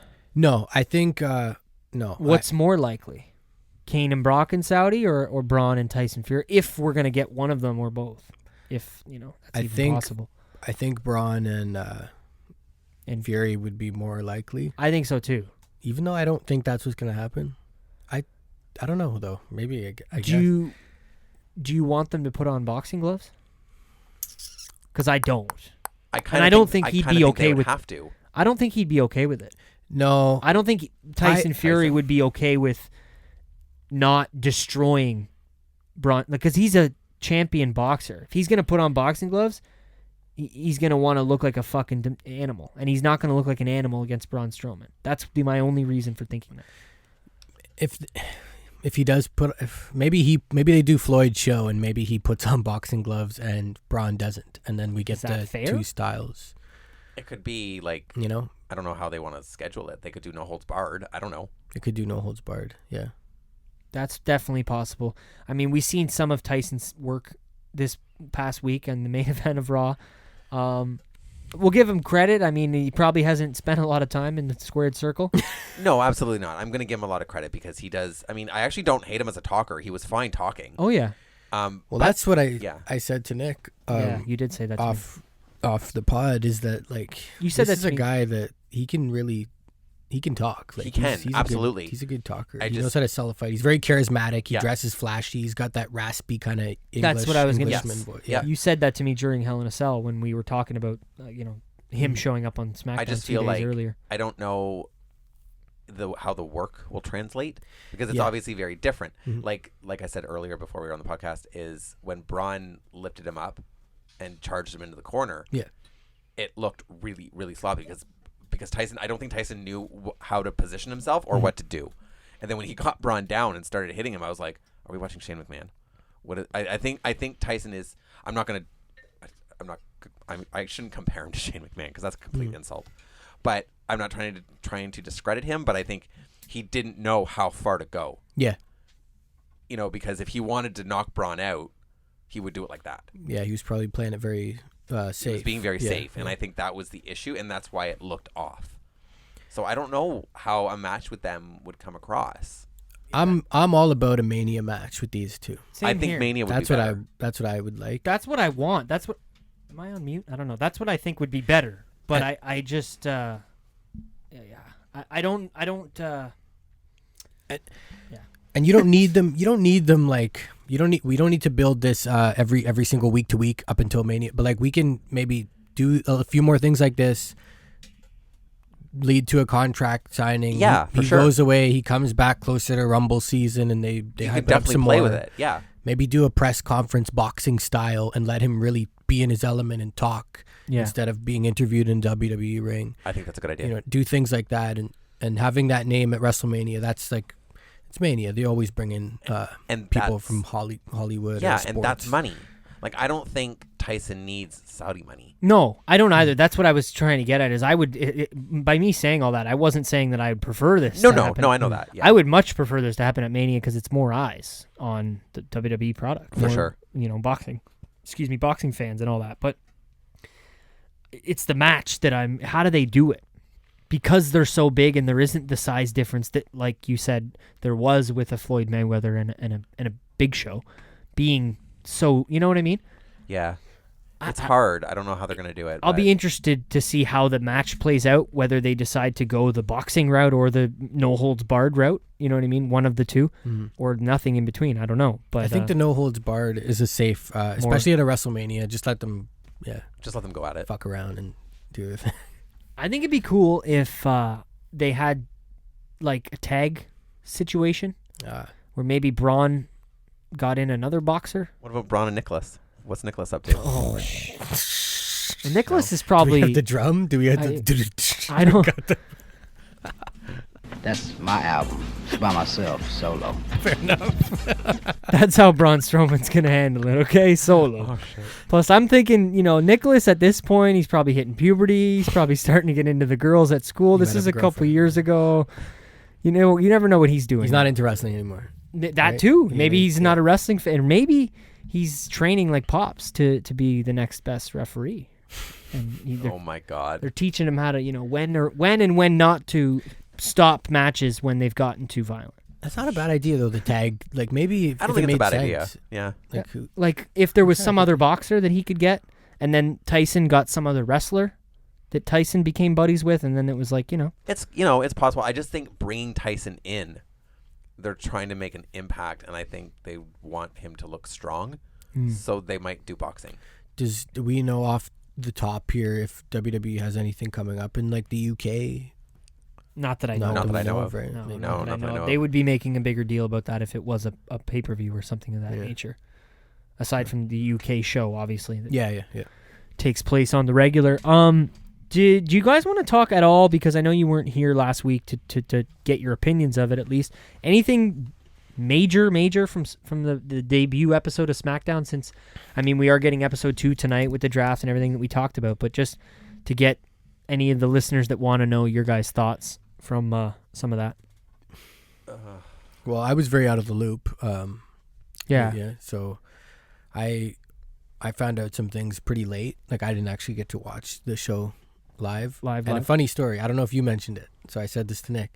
The very first episode of SmackDown, I didn't watch it live either. I had to record it on VHS, and I watched it later. Same thing with this one. I obviously didn't record it on VHS, but you should have. That would have been cool. That would have been awesome. That would be cool to have a VHS tapes of like new shit. Like you have these tapes of VHS, you pop it in. It's like an episode of SmackDown from 2019. It's like, what the fuck? Why did he put this on a tape? Somebody finds it in 30 years. But I guess I haven't really talked a lot about it because it took the show took place after the roundtable. We're gonna have to figure. I guess we'll probably just keep doing it the way we're doing it now. But it's like the roundtables are getting released the same day that the episode of SmackDown is coming out. So we're kind of talking about.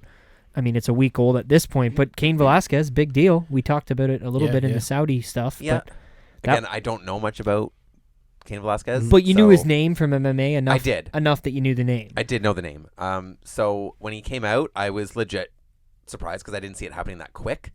Yeah. I knew something was coming because the whole attack on Ray and Dominic meant something. For sure. Yeah. It didn't really cross my mind though. I just never thought Cain. Like I just didn't know.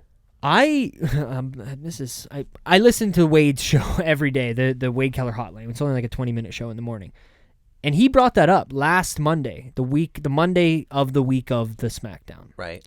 But I never thought about it again. And he literally he didn't say like, oh, this is what's happening. I've read. He just thought like, oh, what could they be doing with Rey Mysterio? And then he's like, maybe Cain Velasquez is gonna and he just said it as a whim and then didn't go back to it all week. Like it's not like he brought that up again in the midweek show or whatever. He planted it. It's crazy. Well, shout out to fucking Jag again because he said that to me, I think, on the last Tuesday. Yeah, that's crazy. Because I asked, I was like, did you see the beatdown? And he was like, yeah. He's like, you know what? I was like, but what is this? Why? He said that to you though? Jag said, I think. He's like, maybe Cain. And I was like, no. I was like, that's insane. But like, no. What the fuck? Yeah, like the one thing I really, really liked from the whole segment of Cain showing up was, and I'm going to chalk this up. Okay, obviously Heyman always delivers the best expressions, and nobody comes close. The way that he was standing in the ring, looking at Cain, then he's looking back at Brock, and he's like, Brock, get out of the ring. And he's like freaking out. Brock's emotions were the best. Brock shocked the hell out of me because he legit stood there. He had fear in his eyes, and he played it perfectly. Yep. And he knew he had to.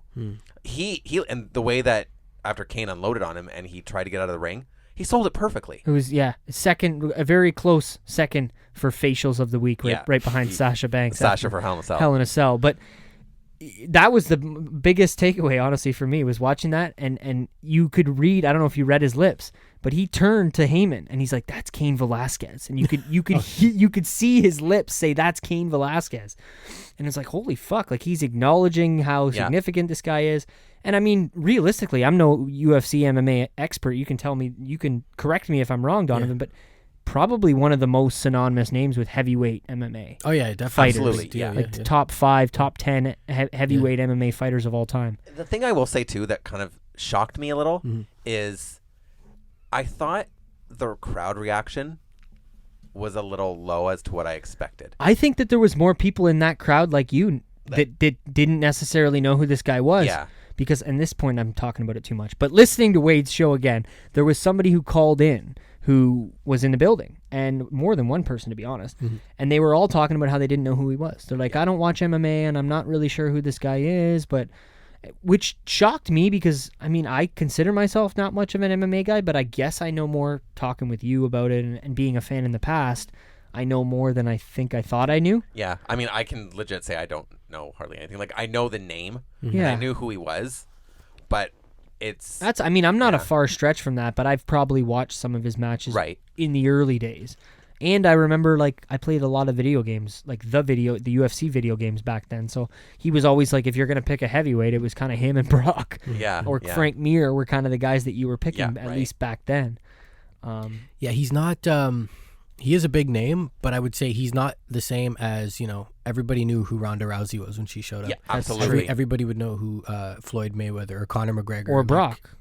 Brock was there first. If they were able to get Conor, that'd be a bigger deal. Yeah, but that's what I'm saying. Like, these guys are all, like, even Ronda, Conor, Floyd, like, they're all in that... Another level. They've crossed that a different tier. level. Yeah. Cain's not that guy. He's a household name amongst MMA fans. Yeah. Yes. And even some probably Pro wrestling fans who maybe followed Brock Lesnar over and know some of that stuff. So because of the fact that he did beat Brock Lesnar in a UFC ring. How about the fact that, and they were talking a lot about this too this week, that Jake Hager beat Cain Velasquez in an amateur wrestling match back years ago. Did they bring that up on Wade's show? Okay. Honestly, I think it might have been on maybe even Don Tony's show too. I could be wrong on that. Don't quote me. But they brought up the fact that is AEW going to bring up the fact that their guy beat Cain? You know what I mean? Like that their MMA guy. I'm going to, you know what? I think it would be pretty fucking sick. Yeah. I wouldn't put it past Cody. To bring that up? Absolutely. I wouldn't put it past Cody Christ either. I wouldn't put it past fucking Jericho the way he goes on over there. That promo he always goes off. That promo was incredible. It was incredible. And his promos have always been grade A, but these AEW promos are just like next level Jericho. But there's only been few and far between. We've gotten one promo in 2 weeks, so. Yeah, I just mean, like it's compared to, I think, the material it's the lack of scripting and the ability to like him talk back to the crowd and react to the crowd. Yeah. You know what I mean? That we don't get that all the time in WWE. That's always been his strong suit too. I'm not knocking this Jericho at all with his AEW promo and his hair, his jackets, his demeanor. Yeah. But he is he's the puppet master with these fans. Like he really those guys, that we talk about who are the Young Bucks, Cody, they're just fuck WWE. They're all about one game. Like he knows how to play to those guys, and I could just in watching the promo, he's saying those things on purpose. He knows exactly how to get a reaction. Do you think he should almost when he said, "Oh, that was bad creative"? They're all like, "Oh, he's crossing the line. He's Fuck right." Vince. So I was gonna play Metallica, Master of Puppet. That's why I was pulling up the song. I wanted to get a little. He's the puppet master, man. Jericho, he knows what the fuck he's doing, and he's great. Obviously, I love it. Do you think he should be playing to the crowd in the sense of trying to get more boos? Like, do you think he's for the big heel that he is, the top heel in the company? Saying that, always chirping the Bucks and Kenny and Cody. Mm-hmm. Do you think he should be trying to get more boos than he is? Because he's not.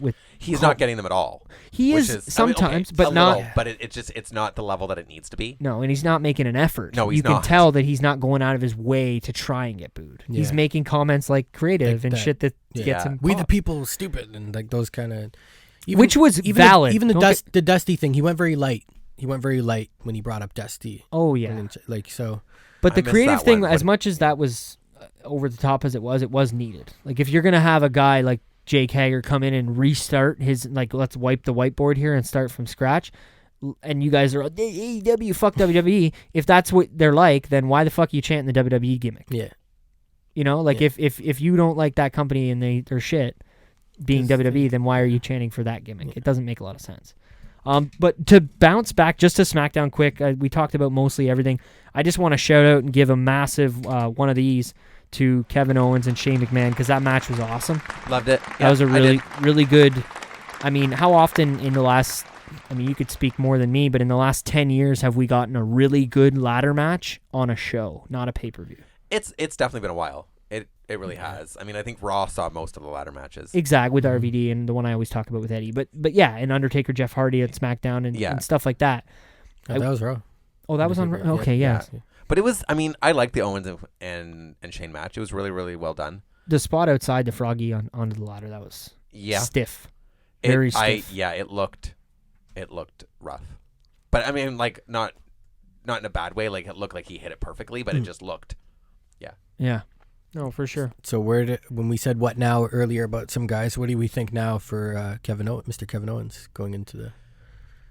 I really hope he doesn't get drafted to Raw because I feel like I want him on the new A show, but he definitely needs a change. Mm-hmm. So I'd like to see him and Sammy back together. I mean, like tag teaming, go for the titles together. I'd like to see something way left field with him. Maybe. I don't know if it would be heel. I mean, I'm thinking of this on the spot here as we go, but like something, maybe he takes over the corporate role. Maybe he's doing the picks. Like maybe I'm down with that. Maybe maybe we get maybe just maybe we get to SmackDown tonight, and it's Kevin Owens is in an office. It's the Kevin Owens show. With a collared shirt, fixing up papers and, being the corporate, well, Shane's not here, so I figured I got to cover for him. And I could totally see that line coming out of his like, mouth.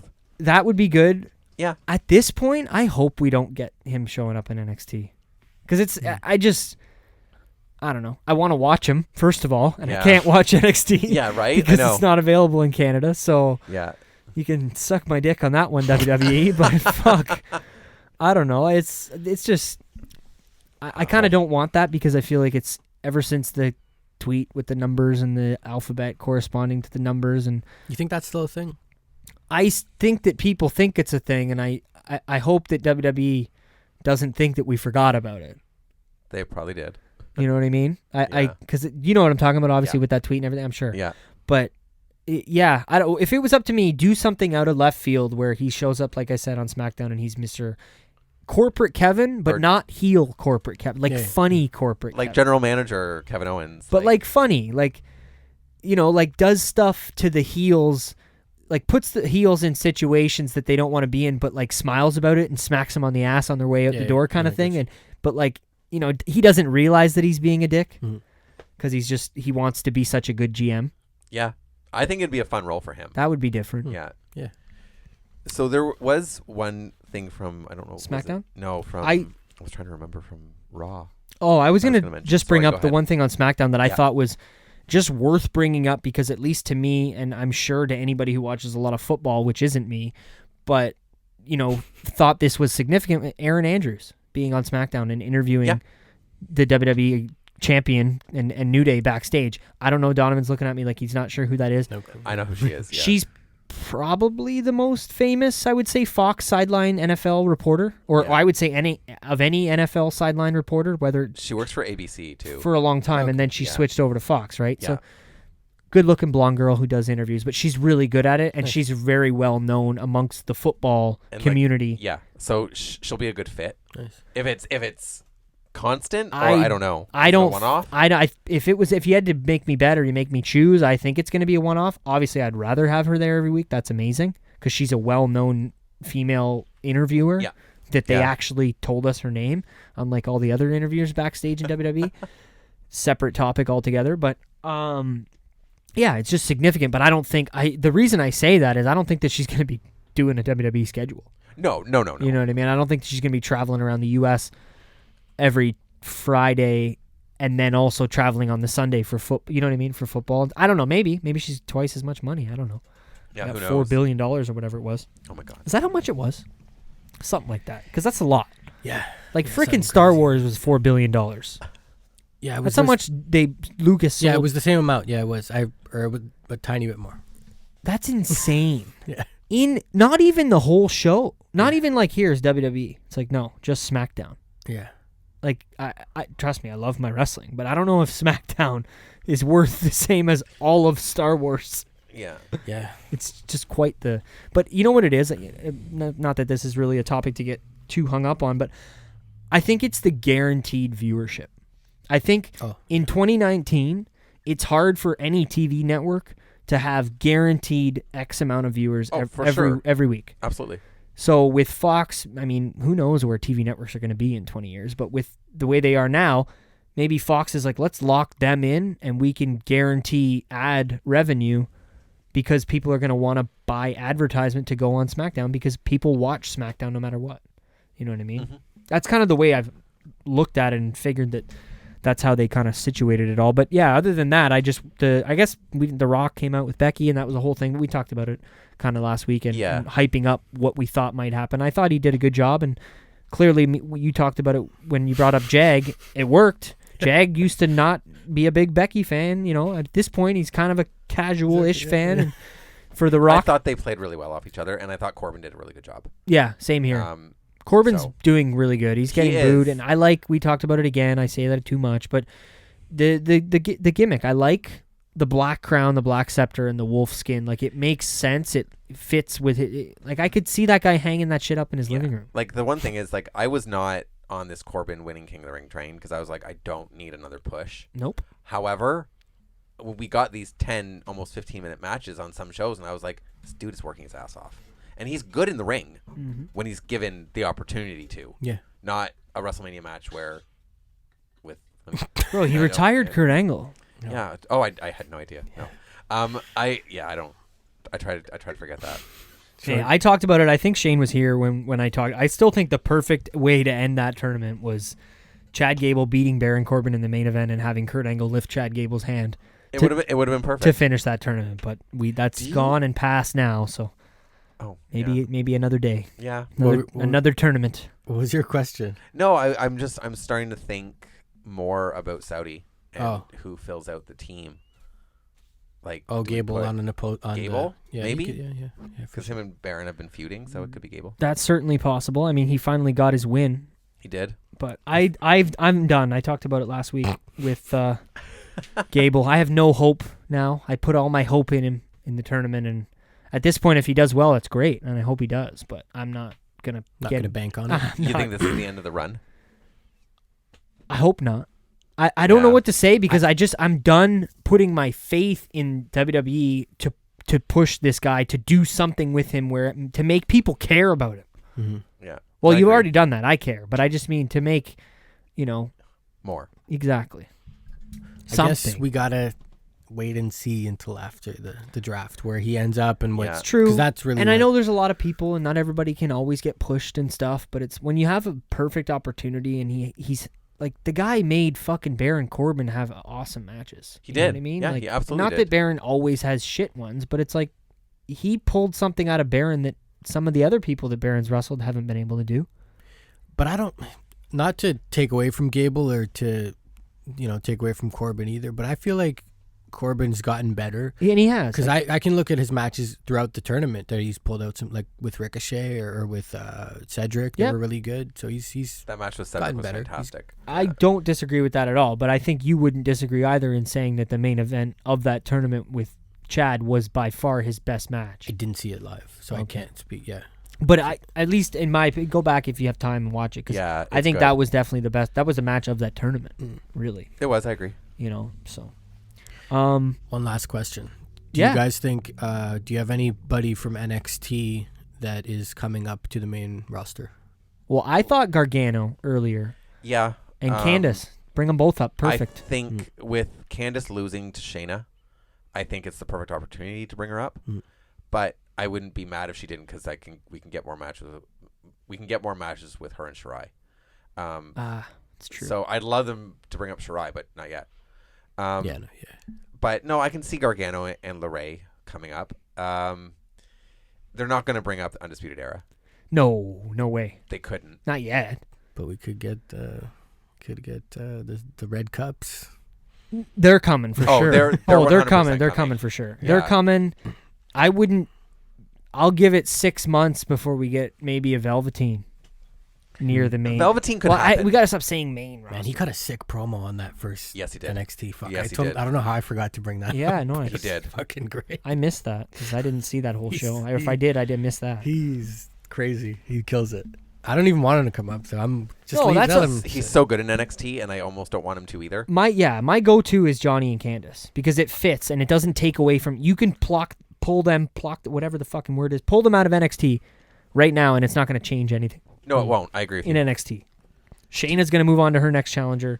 Johnny's not challenging anybody because he's won all the belts and he doesn't need to. Who is Shayna going to feud with next, though? Oh, sorry, Rhea. Rhea Ripley. Yeah. Their first match was fantastic. I'm down for that. I was going to say, didn't that already happen? It did, but Rhea cut a promo on NXT this week, and it was really, really good. She said at the very end, she just said, "Shayna, I'm coming for you," and she dropped the mic. Okay, so I can get down. We're with getting that. part 2, and their first match was fantastic. So I'm looking forward to it. But yeah, at least for me, that's get the couple. You might as well. And then coincidentally, they'll both get drafted to SmackDown. I think we get old Slippers, the King of Bros. I don't think so. Not yet. No. I would love to see Riddle, but I don't think. And for me, it's just I don't think that Triple H. Like I think if anybody asked Triple H, like, you think we could get Matt? No. Well, we'll give you Balor. Yeah, you give us. See, and that's kind of honestly. Maybe you just made a really good point. He did just have a match against Cole and lose. And now I'm thinking that we are going to get a big name from NXT, because they just got Balor and Ciampa's back. And it gets him that much closer to Goldberg. Yeah. If that ever happens. Yes. It needs to happen. Do you think it's gonna? No. No, I don't think so. I think Goldberg's done. But Did you see that?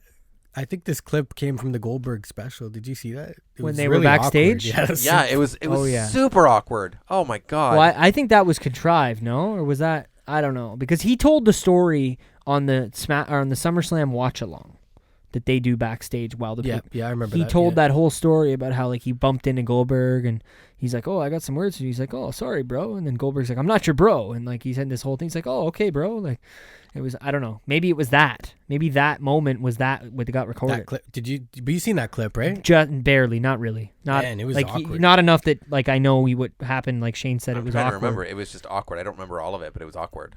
Yeah, weird. It was. Yeah, no. I don't know. It came off very real to me. It did come off real.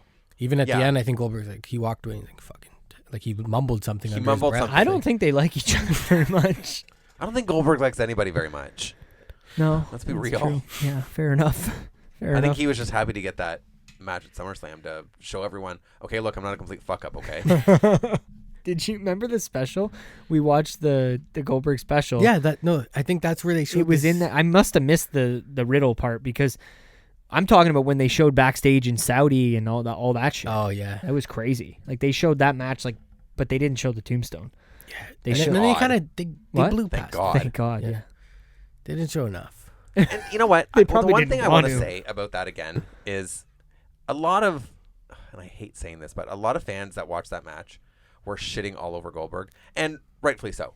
Okay, it was not fun to watch. Yeah, No. But takes I two to think tango. it takes two to tango, and I don't think Taker was ready.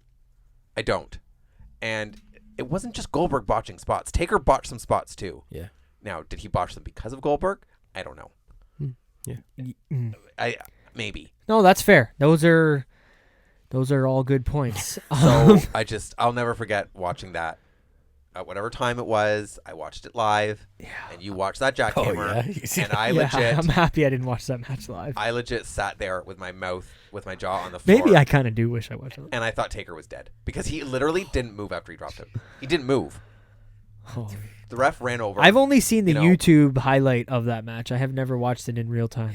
It was just, but you could hear a pin drop because a lot of the crowd at that show would have been longtime fans. Yeah. And anybody watching that's been watching WWE for years could watch that and go, fuck. Something. That was a Saudi happened. show, wasn't it? Yeah. Wasn't that Super Showdown? No, it was Super Showdown in Saudi Oh, Arabia. Saudi Arabia. yeah, Sorry, yeah. I was thinking, okay. But it was Super Showdown in Saudi, not Saudi, right. Super Showdown in Australia. I was thinking it was the Australia one. My Yeah. bad. But one it actually wasn't literally, bad. it looked so bad. You know, there's been botches over the years, and sometimes shit happens. Yeah, You can't yeah. control it. Mhm. But like, and sometimes it's no one's fault. It's just things fuck up and things don't work. But it just literally, he didn't have proper hold of him when he lifted him up, and I don't think Taker extended well enough, and then he just went down. Do you, Yeah. do you think that's the end of this now? Like, are we done with the like, Goldberg saga? Well, just everybody in Saudi. Like, are we gonna get Dude, they're going there like 10 times. Sting and fucking I don't know. one- somebody, They'll do Steamboat, whatever you they know, can like- afford. Yeah, we're gonna get more. We're going to get more, bro. It's going to be whatever they can afford and whatever the prince wants. I will say this, Dude, that if he asked for Yokozuna when they first went there, like he's asked for Yokozuna. Yeah, and Ultimate Warrior And and stuff. Yeah, and they're like, yeah. dude, Well, he doesn't know. He's out of the. I guess. like he They're out just of the- knows his VHS tapes that he has from. Yeah. Yeah, I so didn't know that. yeah, You know, it's they'll do what they think they can do, what they can, have. Yeah. Like they don't want somebody to die in the ring, obviously. no, of course not. Like they're not going to be that. They're going to put Ric Flair in a But- match, but like they'll do. they Sting, would never even- clear him. Even exactly. That's even Sting. I don't know if he'll get cleared again, but we'll get. I don't know. Give me another that era. You know, that can still kind of go. I think the one positive thing that's come out of the Saudi shows, at least for me, is when you find out who refuses to go. Yes, that's true. Cena Daniel Bryan refused. Cena. Daniel refused. Cena went the first time or no? No. He's never went. No, He he went- was in Australia. He was in Australia. Oh, okay, yeah. But he didn't do. He refused to do Saudi. Yeah, he's like, I don't care what you guys are paying me. I'm yeah, not going there. I'm not going there. And Daniel said the same thing. Mm-hmm. So now, that's because they have clout, and they're allowed to take that stand. If someone like Ali or but maybe not though. But no, I mean, but someone like lesser down the totem pole. Chad Gable. Gable, Corbin, even Corbin's. Yeah, even Corbin. Yeah. Gable's a good example. Gable, because Gable could easily, they know how good he is. Yeah, but you'd be stupid to let him go over something like that. Yeah, but if they, what would happen is if one of them said no, you're at the door. Yeah. You're being paid to go. You're going to go. But are they going to boot Cena or boot Bryan out the door? No, they wouldn't dare. Do you think they? That's almost a conversation I think we could extend into another week because sure, yeah.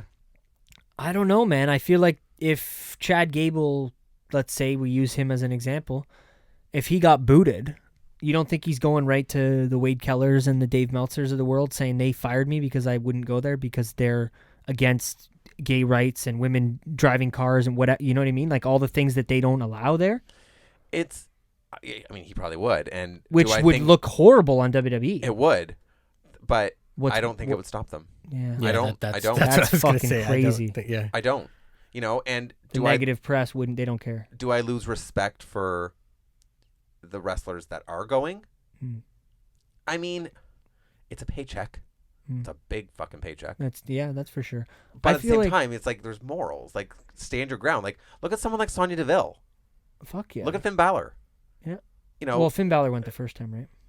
No, he didn't. Yeah. Did he? Yeah. That kind of shocked me. Well, because we made a big deal because when they went for the first show, which I think was the greatest Royal Rumble, right? Yeah. Oh, that's right. And the only reason I remember this is because you were on the show and I talked about the fact how he was wearing the Pride shirt before going, and then they went and he all of a sudden wasn't wearing it anymore. And then when they came back, he was wearing it again. Yep. And it's like, well, and it didn't work out because at the time, that's when they were really doing that Finn Balor entrance. Yes. Yeah. And it just happened to coincide with them going there for the first time. So then he shouldn't have went the first time. No, he shouldn't have. But I as far as like you not, maybe thinking, what did you say? Like you losing respect. Yeah. I feel like I would lose more respect for the guys who aren't the Chad Gables and the Baron Corbin, like the Goldbergs and the Undertakers and those types of guys who I can't speak to their money situation, but don't need the money, and B, shouldn't be wrestling at the age they are, and 3, have the clout that they can say, no, I'm not going. Yeah. You know what I mean? Well, I mean, look at someone like Taker. Taker 110%. 50%. He's not going unless he doesn't.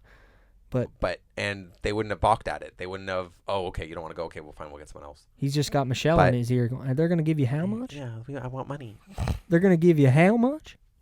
Was that your Michelle McCool impression? That was my Michelle McCool kind of southern draw. Oh, my God. But, Don, I know you wanted to get into a little bit of UFC stuff tonight, so... yes. Yeah, going to go over a little bit of the last pay-per-view that took place. Yeah, it was a big one, right? So, I figured we should get into it a little bit before I get to the F1 stuff, and we... Yeah, are we running a little long? Maybe I'll just run through a couple of do your points. thing, brother. Yeah, go for it. So yes, this past weekend we had UFC 243 in Melbourne, Australia, Marvel Stadium, which is cool. They got a lot of nice. The Avengers. Yeah. No, they have a lot of cool like Marvel. The logo is like the Marvel. No way. Logo. That's awesome. They got a lot of cool graphics in the arena of like the Avengers and. So you're telling me the stadium sponsor is Marvel? Yeah. Just like Scotiabank sponsors the arena in Toronto. Yeah. No, that's freaking cool. Yeah, in, wow. in Melbourne, Australia. Same place of where... Of course, it's in Australia. That's just... Same place where Ronda Rousey took her first loss. Lost her title over there. Okay. So some big moments have happened in this arena. And another big one happened this past weekend. So we had the middleweight title, which was being defended. And I don't want to say being defended. I feel like I get into this a lot with the UFC and the interim titles and the non-interim titles. And that we do. So, we had... I'm going to just talk about the main event a little bit here. In the main event, we had an interim champion, Israel Adesanya, who has a undefeated record, 17-0 going into it. Shit. Former kickboxer, good background, good talker. He's a guy who's kind of drawing a lot of attention. A lot of people are talking about he might be like one of the next bigger things to come out of the UFC. And he was taking on the current champion, Robert Whittaker, who was he's dealt with some injuries in the past, and he's been out of action for about I want to say 2 years. The last time this guy fought, he fought on the same card that CM Punk had his second UFC fight on. So that was quite some time ago. Quite a while ago. And this is the guy me and you have talked about, the guy that I saw on the that season of Ultimate Fighter when he was one of the coaches, right? Yeah. So he was coming back to, I guess, unify his title with the interim champ, and we were going to settle it and get one champion going in the 185 division. So yeah, man, interesting matchup.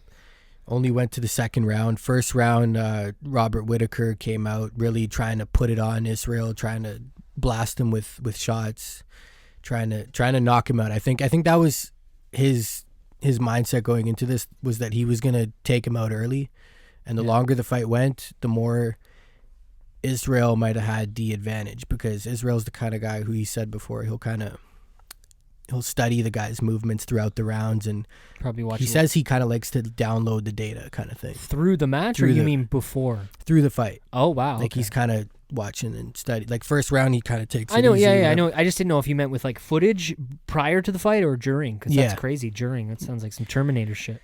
Yeah, he's a special case, this guy. So first round, Whittaker, he was landing some big shots, but nothing that was able to knock him out. Mm-hmm. Israel was taking him, and then we had a counter right at the last, I want to say last couple seconds of the first round, where Israel kind of fired back with something really big. Whittaker dropped, and then the round was literally over. So it looked like he was going to KO him at the end of the first round. And honestly, man, at that moment, I was watching this fight with a friend of the show, Jag.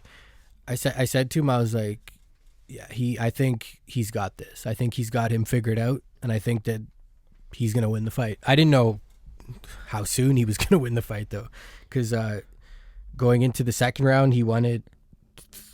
He won it pretty quickly into the second round. Within a minute in? Couple of, like a minute, I want to say a minute or so in. Wow.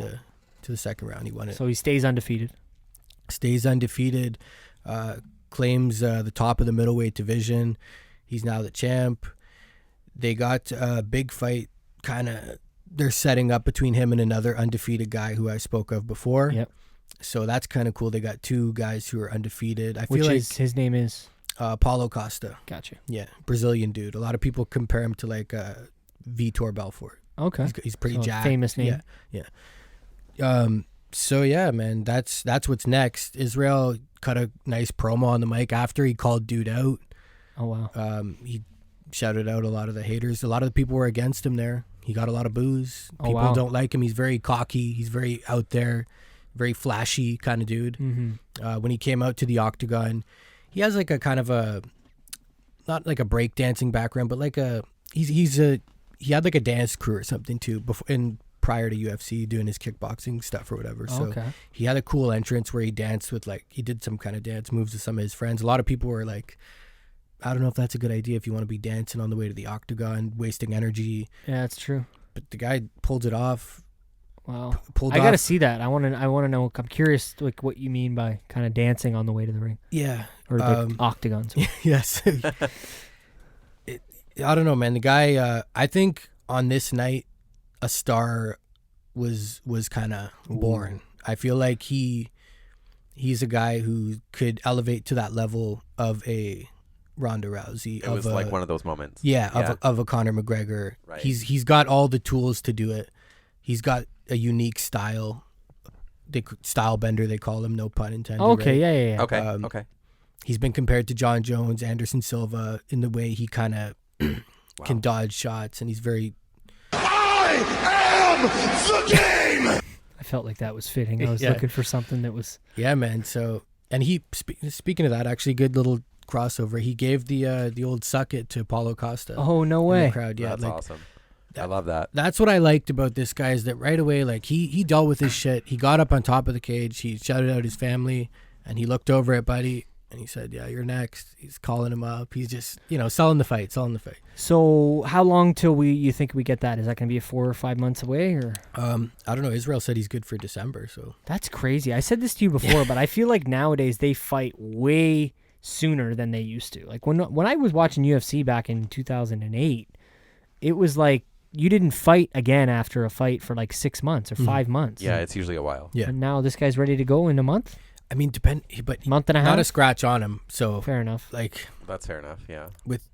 I think it depends on the kind of damage somebody takes, and if they've been KO'd recently or submitted, it can make a difference. Or if they went through a 5-round war or a 2-round, 1-round, untouched type of fight. Fair enough. So looking forward to that one coming up in the next, in December. We'll talk about it for sure. I want to get shout out to Matt Hogg, who comes over, watches Raw with us a lot too. I want to get him in to talk kind of a UFC update one time. Yeah. Similar, to like we did when Jag was here. Yeah, for sure. And we kind of dropped that in. That, and then the one other thing I'm going to add to my list of sound effects is Michael Buffer. And Bruce. get some. Is it? Oh, Bruce, Michael's the one from boxing. Yeah. I see. I was thinking all confident there. I'm like, yeah, you said the right one. I'm like, but nope, you didn't. So Bruce, my bad. Yeah. Bruce, get a nice sound effect for Bruce because I feel like if we're going to be doing this going forward, then we need to get you something similar to this.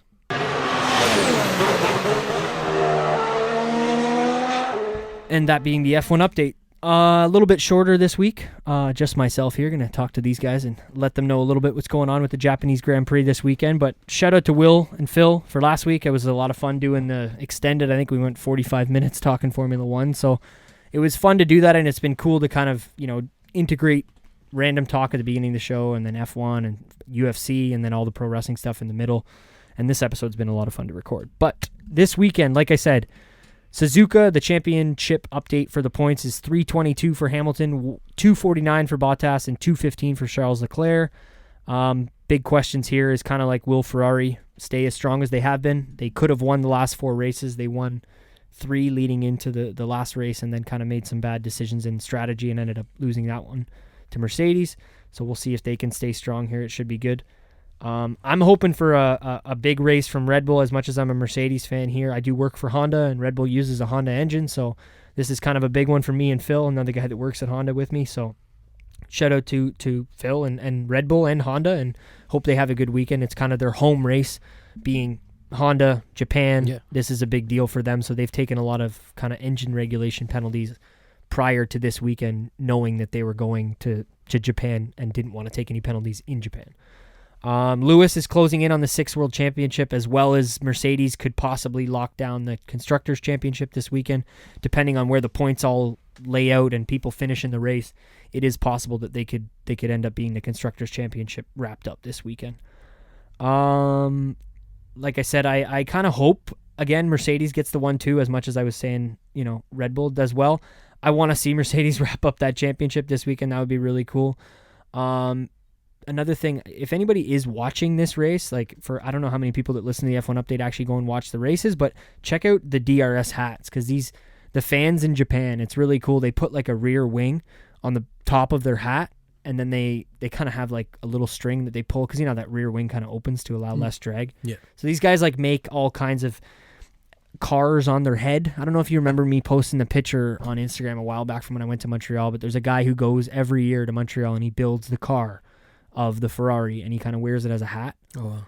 And I seen this guy literally every year, but I think he got the idea from the people in Japan, because it's something that every time in the last at least 3 years that I've been watching it, they always have. And I'm here, I want to pull up that picture for you. Anybody, go check out my Instagram @salsa. But that's the guy literally builds the car. Yeah, that's so awesome. And so I see him every year in the 3 years that I've been going. I got 2 pictures, and one time I just took a picture of him, but. So yeah, I thought that was really cool. It's cool when you watch it on TV. You're going to see all the different wing hats and arrow hats that the Japanese fans kind of make. This is one of the most famous tracks there is in Formula 1, similar to Suzuka, Monaco, ones I've talked about throughout this season doing the F1 update. They plenty of clashes with the Senna movie I have right there with Ayrton Senna and Alan Prost. Plenty of clashes between them two at this track. So all the drivers love going here because it's a real racer's track, and it's very unforgiving in the sense that you make a mistake, you're off onto the grass or you're out into the gravel. It's not just pavement everywhere. So you know, it's unforgiving, I think, is the word that probably comes to mind. But Sector 1 is really nice. It's very flowing. Like I want to say 4 or 5 left-hand turn back and right, or back and forth, left and right. So it's different. Like I said, just a very classic track. But the only other little thing I want to bring up is I don't know how to say his name, Nakoi Yamamoto, is sitting in for Pierre Gasly for the first session of practice, which actually is taking place a few hours after we're done recording here. So I'm going to be watching that later at like 1 a.m. But so he's going to be sitting in for practice 1 in the Toro Rosso card. The reason he's the reigning Super Formula champion, which is a racing series in Japan, and he's from Japan, so they want to have a Japanese driver, at least for one of the sessions driving the cars. And then 2 things, very small. Well, not small. This is actually really big. We don't know if we're going to be able to qualify or if they're going to be able to qualify on Saturday because there is a massive, and I mean massive, typhoon headed for Japan, like as we speak. So they don't. They're talking. I think they said somewhere in the range of like 3 inches of water in like 4 hours, between like 12 and 4 p.m. is what they were saying on the paddock update, and 80 to 100 kilometer an hour winds. So I don't think you're going to be racing, let alone driving these cars in that weather. So we'll see how qualifying ends up happening on Saturday, or even later tonight when I try and watch it. If it's already raining, who knows? But I hope, wish all the safety to all the drivers there, and I hope they have a good race, whatever the conditions may be. The only other thing I want to talk about really quick, and I brought it up last week, but I just want to, since it's this weekend, track is Suzuka. It's Japan. It's 5.8 kilometers, 18 turns. The record, lap record for in race is a 1:31.540 from Kimi Räikkönen in 2005. And it's the only track on the circuit that has a figure 8 configuration, so it's the only track that kind of goes over itself with a bridge and a tunnel kind of system. And then that lap time that I had said, the 1:31.5 was set, like I said, by Kimi Räikkönen in 2005 with the McLaren. So yeah, I'm pretty excited for it. I don't know if Will be here next week maybe to discuss more F1 update stuff or not, but I don't know. I thank you guys for listening in on the F1 update. It's been good.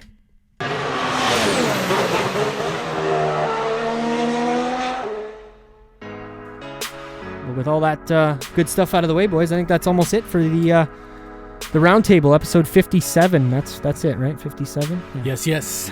57, yeah. Here we go. So, if you don't already, follow us on Instagram and Twitter, at PW LookBack on both of those. Like, follow, subscribe, share, comment, all that good stuff. Send us an email, prowrestlinglookback@gmail.com. Get in contact with me on Twitter as well, at Salsa, SCELSA. My Twitter is at JustDon44. At Shane Avery. That's where you can get at them as well. If you guys aren't already, hit up iTunes, Spotify, Podbean, and don't forget about YouTube. Every episode, even the older ones, are all on YouTube as well. Hit the subscribe button, hit the 5 stars, like, comment, share. Like I said before, we appreciate it all, preferably a good comment. But, if you don't like it, leave us a bad one too. I want to know your thoughts. So, if you don't already too, check out the sponsor, Pure Oxide Premium CBD Oils. They've got more affiliate accounts, but the main one is at Pure Oxide CBD on Instagram. PureOxide.com. They ship worldwide. No GMOs, no THC, lab tested. 3 different types of bottles you can get at a cream as well. They've got flavors coming, and I think they're even introducing a chapstick, so stay tuned for that. But check him out at Justin.Brothers on Instagram. Contact him. Let him kind of work. Let him find the right product for you is what I like to always say, because there's different products work better for different people. So talk to him, and he'll help you figure out what works best. Like I said, joint pain, anxiety, overall well-being, hundreds of positive reviews at Pure Oxide CBD and at pureoxide.com. This has been The Roundtable, episode 57. I'm Nick. I'm Shane. And I'm Donovan, telling you to stay classy.